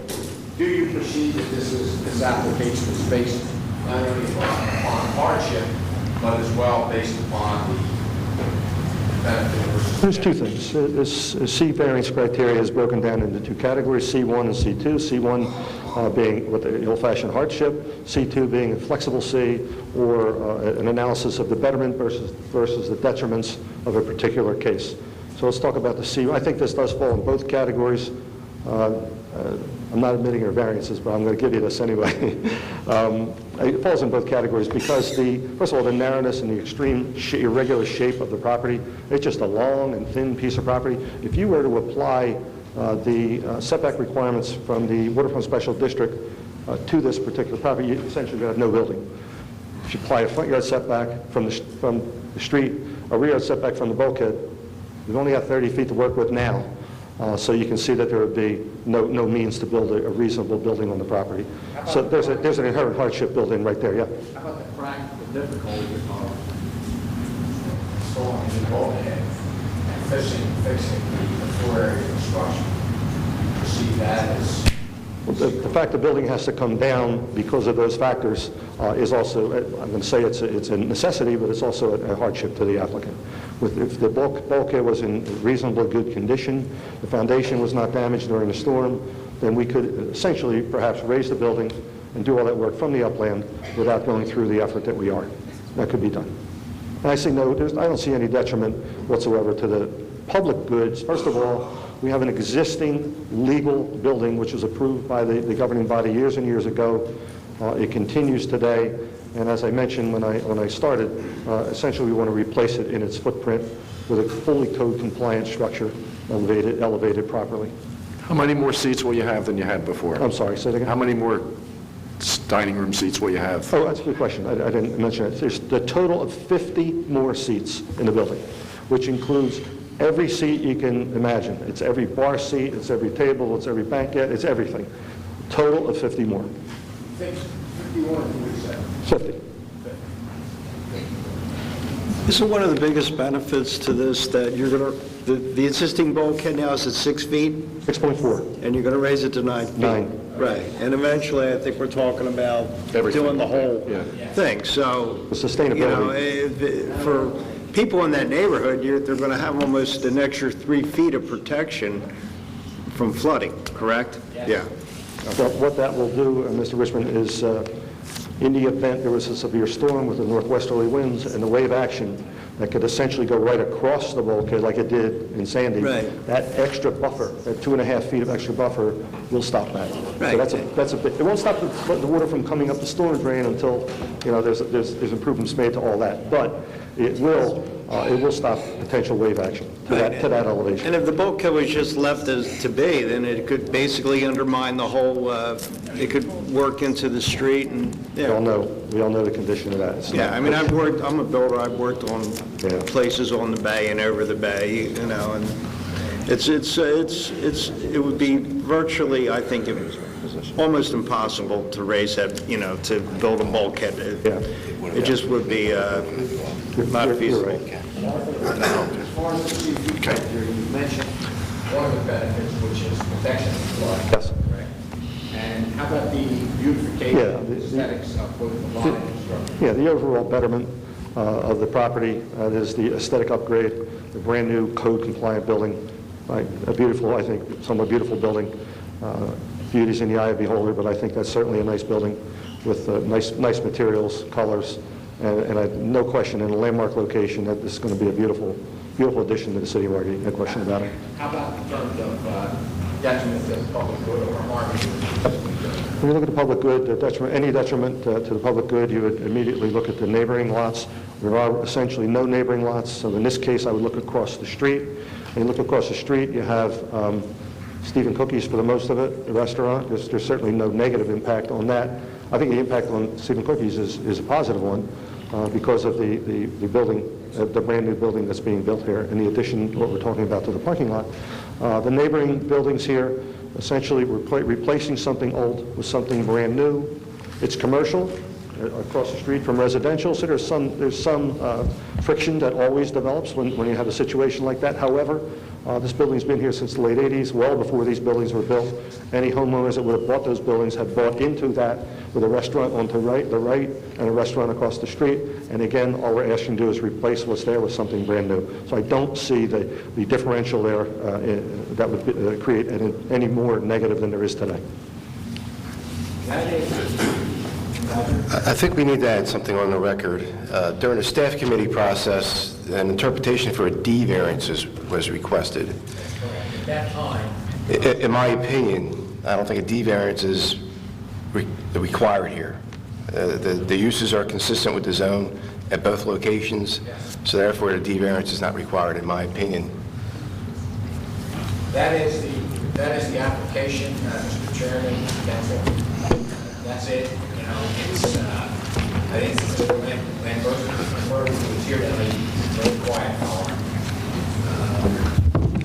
Has done everything that he can do to beautify that area without sacrificing any of the interests of the neighbors, including the lot, which he could have left alone and not sought any site plan for at all. Instead, he's adding 27 spaces, beautifying it, putting shrubs where necessary to buffer to the residential zone.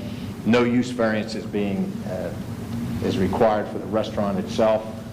Protection from flood, all the things that we want in the city and need in the city are being done. Having said that, I know that there's 3 ladies that came this evening that asked me when they could speak, Mr. Chairman. I know 2 of them are senior citizens. So open up to the public if you would allow them to speak. I think they have to go home. Steve, one further question I have, and it wasn't in my report, but you talk about signs. What about signs for the building, the restaurant itself?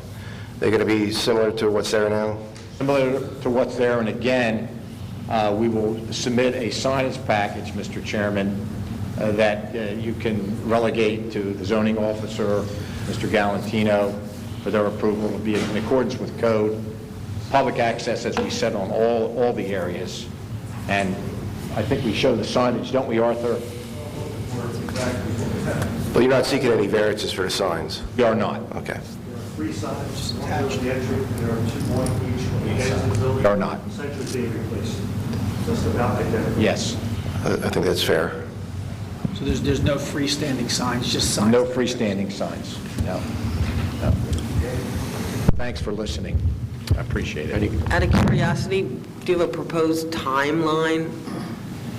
We do not, because at the same time, we're applying for dredging permits. We don't know when they'll be granted. The bulkhead permit, we certainly anticipate as a matter of right, but we can't tell you. We were hoping for next summer, but we don't think so. And we don't want to do any demolition during the summer season. So conceivably, like the parking lot will be the same as it exists now, the same next summer? Yes, I think because all the construction will be let at one time, and it'll be during, I think right after next summer is over in October, November. It's good for Mr. Lamberti, and it's also good for the neighbors. They don't lose their summer. What's the current seating capacity versus the new seating capacity on 2 floors? 47 more on both floors? One whole thing. 50 total more. It's 250 now versus 300 or 297 in that area. The total capacity is 300? Yes, maximum. Thank you. Any other questions? Is this Clem? going to be seasonal as well, the new restaurant? Well, he's going to feel it out. He'd like to have it all year round, frankly, but he's going to feel it out and see how business goes. Is that correct, Mr. Lamberti? I'd like to see it year round, but we'll have to see.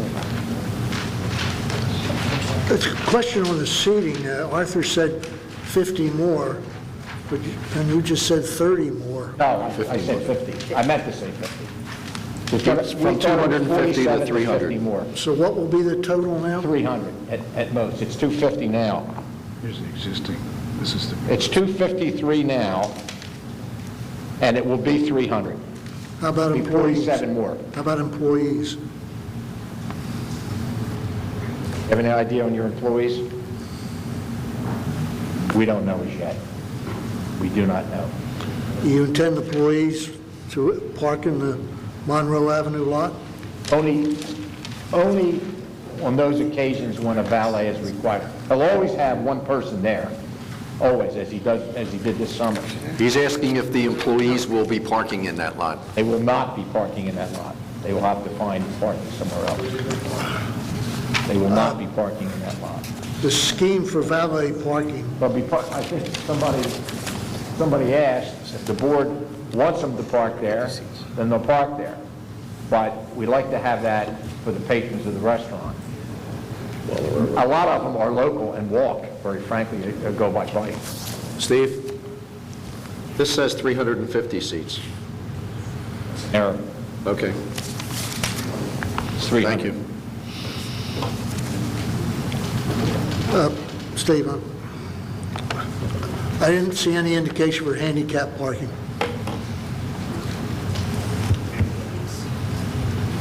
Have to provide that in the parking lot for sure. Our handicap stalls there now, to the extent that the city, to the extent that the board requires it, we can add them into the parking. They're not there now. Could add them. Reduce the count just a little bit, but we could add them. That small parking area to the Longport end of the site, is that part of your property or is that city property? Part of that is owned by Mr. Lamberti and part's not. Because I noticed there was one handicap there, but of course you need more.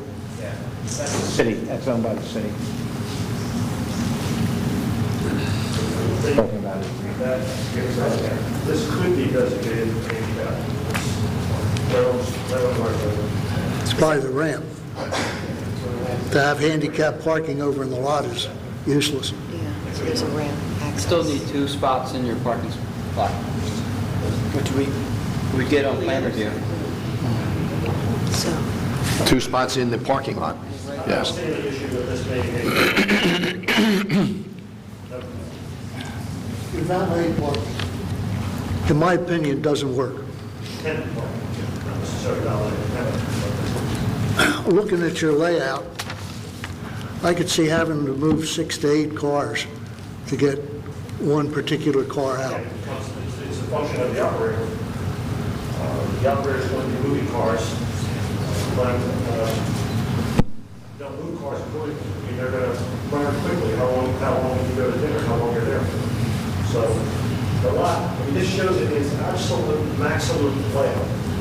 It's certainly not going to be that 99% of the time, but every single possible space is taken on the lot. But when it does happen, how do you handle it? Where do you put the 6 or 8 cars that you got to move? What we did was, this This area always remains open, the aisle. This area always remains open, so that these cars can be stacked in that location. That's why it's made up. The lot isn't like tacked with a sardine can. But these areas open just for that. So you have this jockeying group of cars. I don't think it works. It works. He just I said he parked cars doesn't. for 5 years, a lot of lots, as a car jockey when I was in college, and I can tell you it doesn't work. To answer your earlier question, Mr. Lamberti indicated because there's only 47 seats added, he may have 5 or 7 more employees. He doesn't.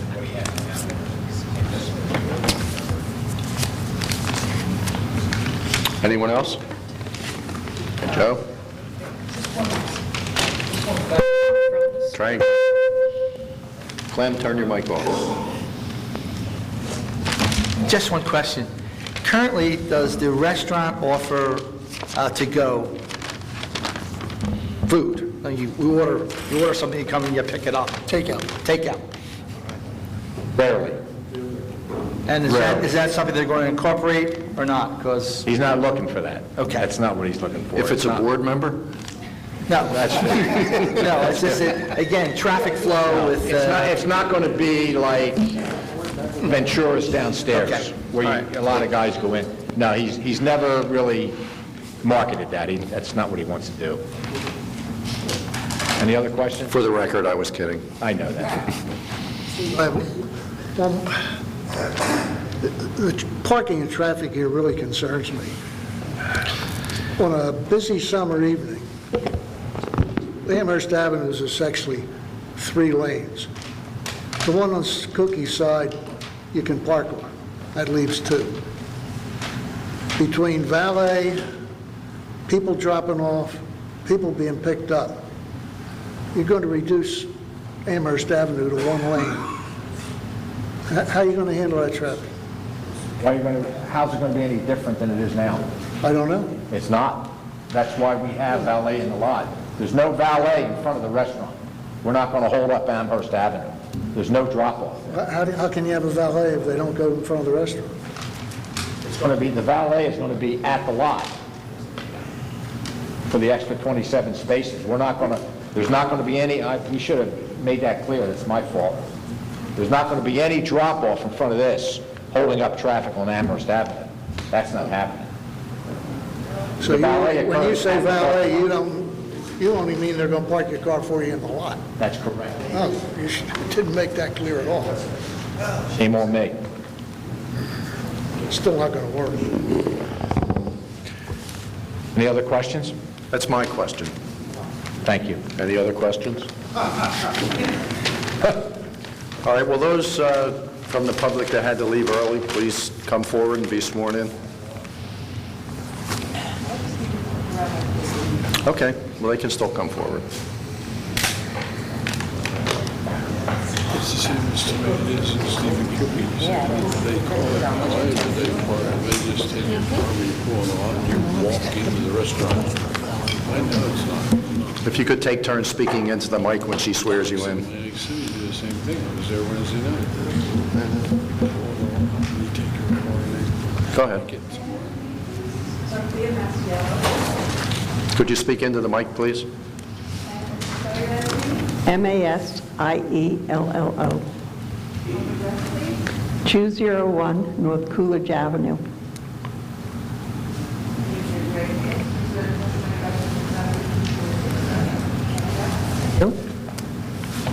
Okay, and we're thrilled to see this new project going up.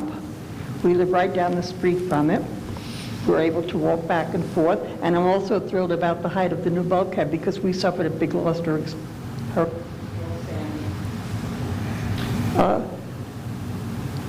parking, it won't be that problem. There's always a problem. You know Margate in the summer. There's always a problem with parking. And as far as employees, where we live, I see them coming back and forth with their backpacks from the buses. They come on bikes, or they park all down wherever they can down Monmouth Avenue. I don't think employee parking is a problem. That's the least of it. Thank you. Lori Costello. 201 North Coolidge Avenue.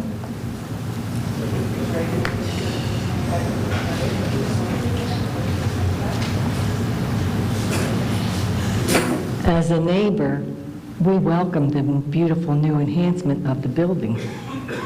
So, you know, that's all I can say. And as far as parking is concerned, my friend just said, there's always a problem with parking in the summer. And many people can walk because it's convenient. So this is a wonderful thing that they're doing. Thank you.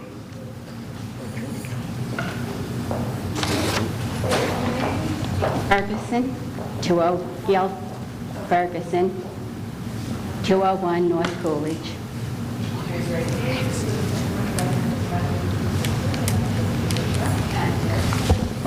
I just would like to say that in the past, the restaurant has always been nice. It's a nice family restaurant. My family always enjoyed going down there. It's a quiet restaurant. In the early evenings, we always enjoyed it. We look forward to having it built back up. I can't see what there would be a problem with the neighborhood. I don't understand why anybody would object to it. You know, we would look forward to having it again. Thank you. Thank you. Anyone else in the public that would like to speak? Please come forward and be sworn in.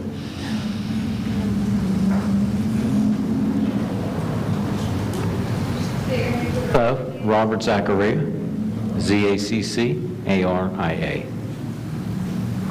Okay. Marlene Zachariah, 90.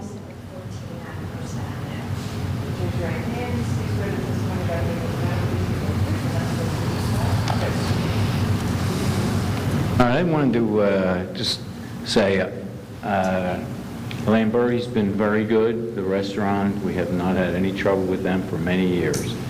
But I am, you know, I really want to ask some questions, and I'm a little concerned about the area. We're directly across the street. So, of course, you know, you get this all the time. The view, you know, we have a view, and that view's completely gone because it's going to go up, okay? Sunset, you know, that's what we like the area for. But there's concerns of the traffic. You know, they just stop there in the middle of the road and they're letting people off. And you're right, there is a lot of congestion. And with this, I think you will have more congestion. Other things I'm concerned about is the time, how long they're open till. Since I'm directly across the street, I don't want, you know, like 3 o'clock, 4 o'clock, hear all kinds of things going on. And my wife wants to mention a couple things. Well, but while you're at that point, can you answer the question, will the hours be any different than what they are now? Same hours we anticipate. Same hours, okay. What are the hours? The hours generally are whatever the ordinance allows. I think we all know that it's 11:30. It's in a report you have to provide. Everywhere. We don't have any problem with that. I just want to They make don't sure. expect to expand the hours. Yeah, I don't want the hours expanded, that kind of thing. And I don't know where, now the second floor is going to match my deck right across the street. I don't know if that's going to be open. Is that all open or is that closed?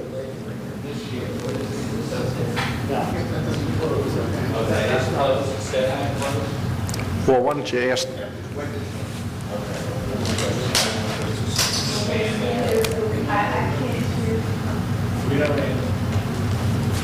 Okay, I didn't know if that was open or not. Now they're saying it's glass. Will the That's fine. windows open? Will those windows open? Is that an open deck? Yes. But that's not an open deck as it is, But that's windows? Yeah, that's what I was wondering. It's not an open deck. It's not an open deck. It's not a dining deck, an outside dining. Okay.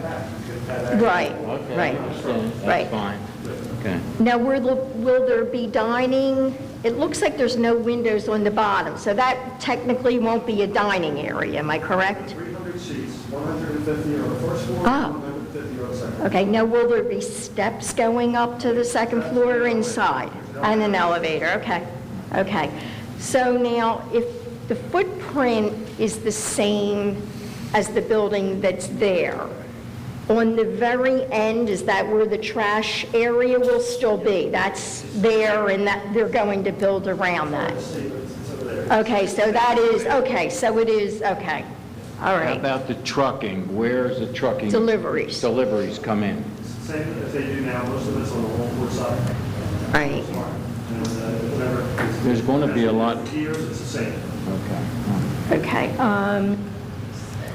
The only problem with your concern about the height is there is no question tonight before they're within the limits of the height, so there's Right, nothing. well, we understand Right. that. I mean, Okay, when we okay. bought, we knew there was a restaurant, Right. no They were there problems. first, so I But it will understand. take away the little view that we I all understand. have. I just meant But- that we can't But help since that. there's not a variance required for the height, Okay. we understand that.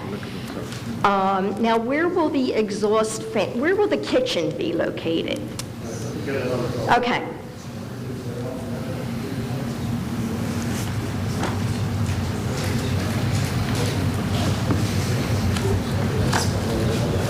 I can tell you this much, hold on just a minute. The exhaust fan would be on the base side. Okay, and... Oh, yeah, that's where it should go.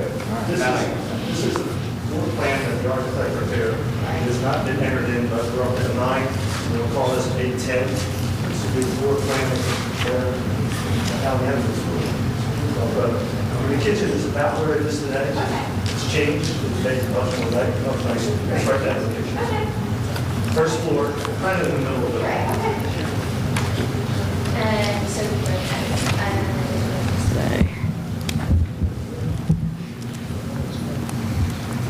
Now, out of curiosity, will the back deck be for dining also on the bay? Will that be for dining or just? There is dining upstairs. Okay. Of course, with the deck, so we're used to it. Okay.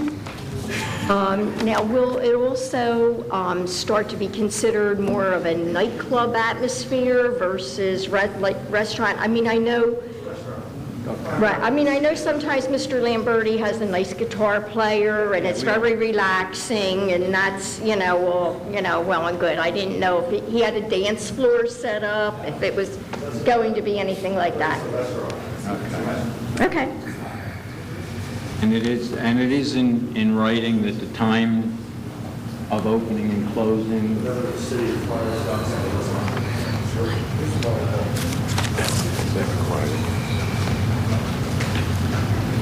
It's required.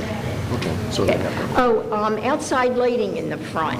I mean, I know, he knows it's residential, and I'm sure it won't be detrimental to the residents. Ornamental lighting. Okay. It's going to be illuminating the facade of the building just to make it look beautiful. Right, okay. Nothing to glare out over the street. Right. I wouldn't think so, but I just wanted to, But there we just will be wanted to some ask. lighting on the street.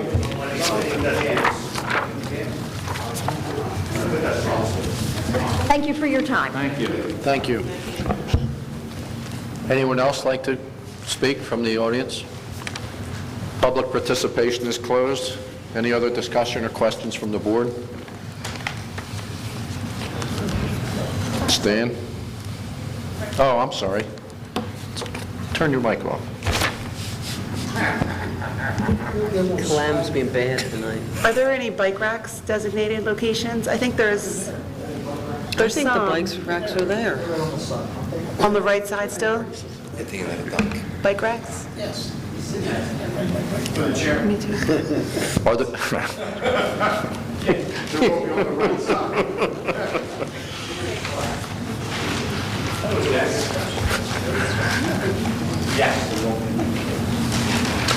Stan? The application essentially is for site plan approval, along with C variance relief. The C variances encompass a couple different lots. I tend to agree with the applicant that it's a interesting question as to whether or not there are going to be C variances even needed. I do think that because of how unique this application is, that it's probably more prudent for them to ask for the variances, so I'm going to do that at this point in time. The variances would essentially be as listed on Mr. McLaurin's report under dated November 4th, 2016. They include a number of front yard variances for the porch and building, and this is for the restaurant portion. The side yard, combined side yard, rear yard, building coverage, and on the parking lot, there are variances for, which is on Monroe Avenue. What I heard was there's going to be fence variances for the front yards not permitted. They're requesting a ornamental fence potentially on that part. There's also, I believe, a variance for, potentially for fence height on the one section of the fence. I believe 5 is permitted, and they're proposing 6. 6 to 8. I don't know if the board wants to do that. I don't. I think they're asking for 6 at this. Mr. Hankin, you're asking for 6-foot fence. Is that right, Mr. Ponzio? There's some talk about 6 or 8 feet. I just didn't want to get it wrong. Okay. 6 foot is required. I know that there's some mention of the neighbor saying 8 feet, but I don't know if the neighbor requests an 8-foot fence, I think that should be built into that. Meaning if the neighbor, a condition of if the neighbor requested. Is there an objection if the neighbor that is adjacent to that property requests 8 feet? Yes. Just as a, in the alternative. Along there, yes. Right. So we'll make it contingent. We'll make it 6 and potentially 8 based on the neighbors. Well, that was my concern, is how it would be 8 feet all the way along. So that was my concern. That's why I thought it might be 6. Go 8, I would say the front 25 feet, you have a tapered section, and drop that to no more than 5. And 6 feet on the bay side, and 6 feet on the other side. On the side here, whatever 6, 4 feet, preferably, it's okay there. Okay. It's a little high. Yeah, it's, I think also there was some conditions such as the lighting in the parking lot. We heard there's a proposal for the LED lighting. It'll be dimmed off or dimmed down 1 hour after closing. There'll be handicap parking as required by the rules and the ordinances and the state law and the federal law. Also, there's conditions that it looks like there's a demolition plan needs to be submitted. And I don't think there's any other conditions. I just heard that there's going to be an elevation 13, and the applicant's going to be responsible for bulkhead replacement as a condition of approval. So it'll be a motion for those variances and for site plan approval and for the conditions set forth. And the engineer's request. Also, sorry about that.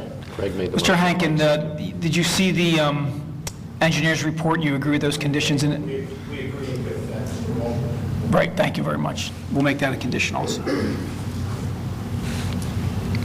Make your motion again, Craig. I'll make the motion. Second. Clem Osleski.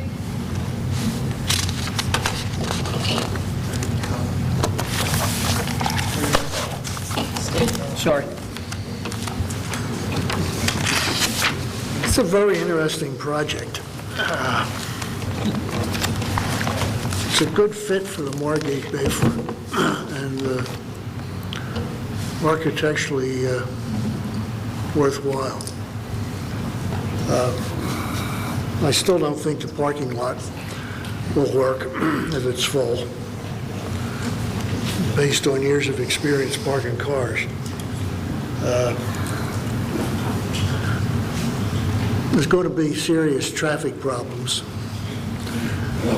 but this isn't going to cause them because they already exist. It'll just make them a little worse. I was prepared to vote against this based on the valet parking situation until Mr. Hankin tells me that valet parking is not valet parking. So I'll vote yes. Mike Richmond. Yeah, I think that, like I said before, the project's a big improvement to the neighborhood in all respects: flood, safety, same footprint. I know that they're adding some seating, but I think that in Margate, it's good to support businesses. We don't want to lose them, we want to maintain them, so I'm going to vote yes. Jim Galantino? It's a beautiful project. Well, it should have been done years ago. I think the restaurant really never made any sense, and Luciano tried to make it the best he could with the layout he had. It was hard to work with. And constantly the building needed repairs. I don't know how many times the water pipes broke in there, or there's rotted wood. And it was another old, very old building, tired, that needed to be removed and replaced. And the bulkhead is shot. I don't know how many times we told them to fix it, so thank God we're going to get that fixed. And the public access, I mean, that's critical. I mean, I use the dock, I fish off of it. I think it's a great asset. As to the variances, I stand to say all the variances, front yard, side yard, all that, just... Variances? Okay, as per site plan approval. I approve it.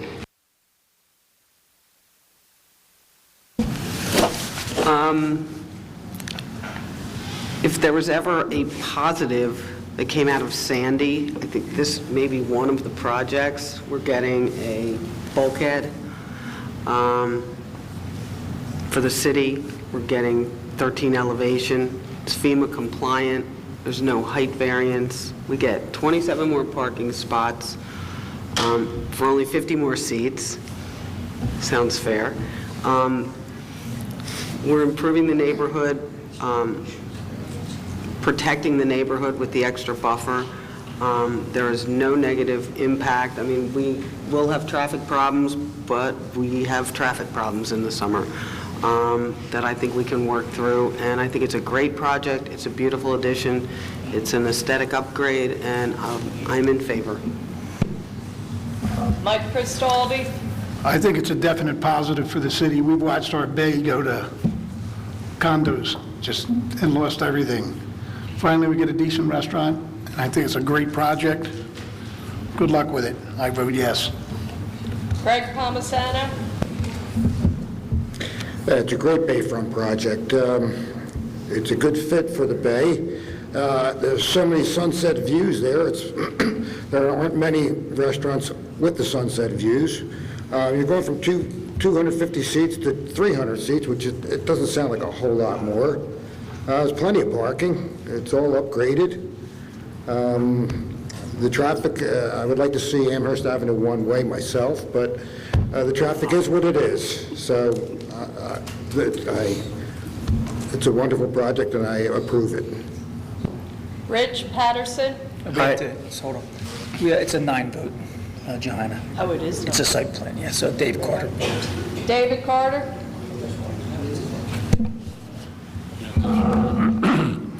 I think it's a terrific project, an awful lot of work, and I think it's going to be an asset to the street. There'll be some traffic problems and so forth, but that's what law enforcement's for, and I'm sure they'll take care of it. So I vote yes. Despota Hess? I vote yes as to the site plan approval. I also vote in favor of the variances requested. I think there's only been one other presentation where I think I noted an actual benefit to the community, and I think this would be the second presentation where I can see a palpable benefit to the community. We're getting 200 and almost 40 feet of paid bulkhead for the city, and that's an immeasurable benefit to the community. It's going to be at the 9-foot, which is what we're all working towards. Same footprint, but aesthetically upgraded. For all those reasons, I vote in favor of the application. Rich Patterson? For all the same reasons, I vote yes. Application passes 9-0. Steve, would you come sign? Make a motion, we close the meeting? Pardon me? What? Make a motion, we close the meeting? I'll make a motion. I'll second it. All in favor? Aye. Thanks.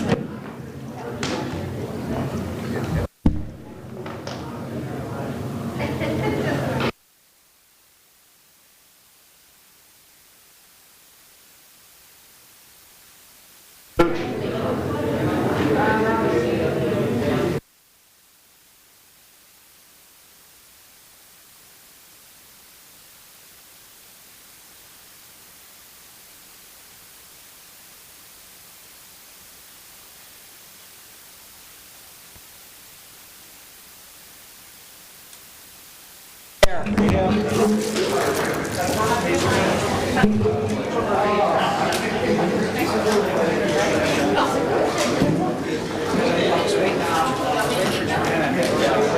like, nah, you know.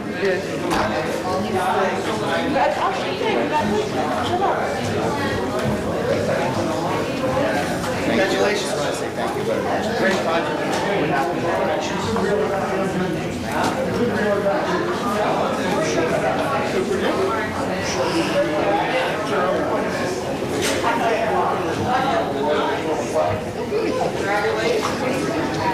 We're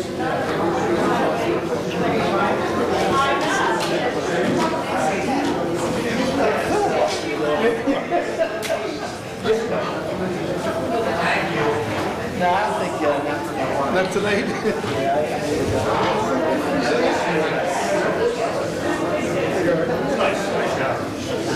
That's good. Good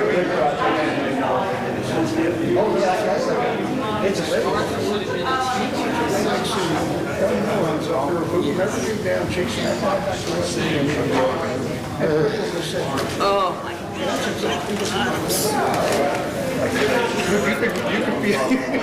You get involved. Nice job, Mr. Ponzio. I think you should have been a teacher. Right. What time you leaving tomorrow morning? What time you leaving? Your boat? Your boat? See you Saturday. Save the dance.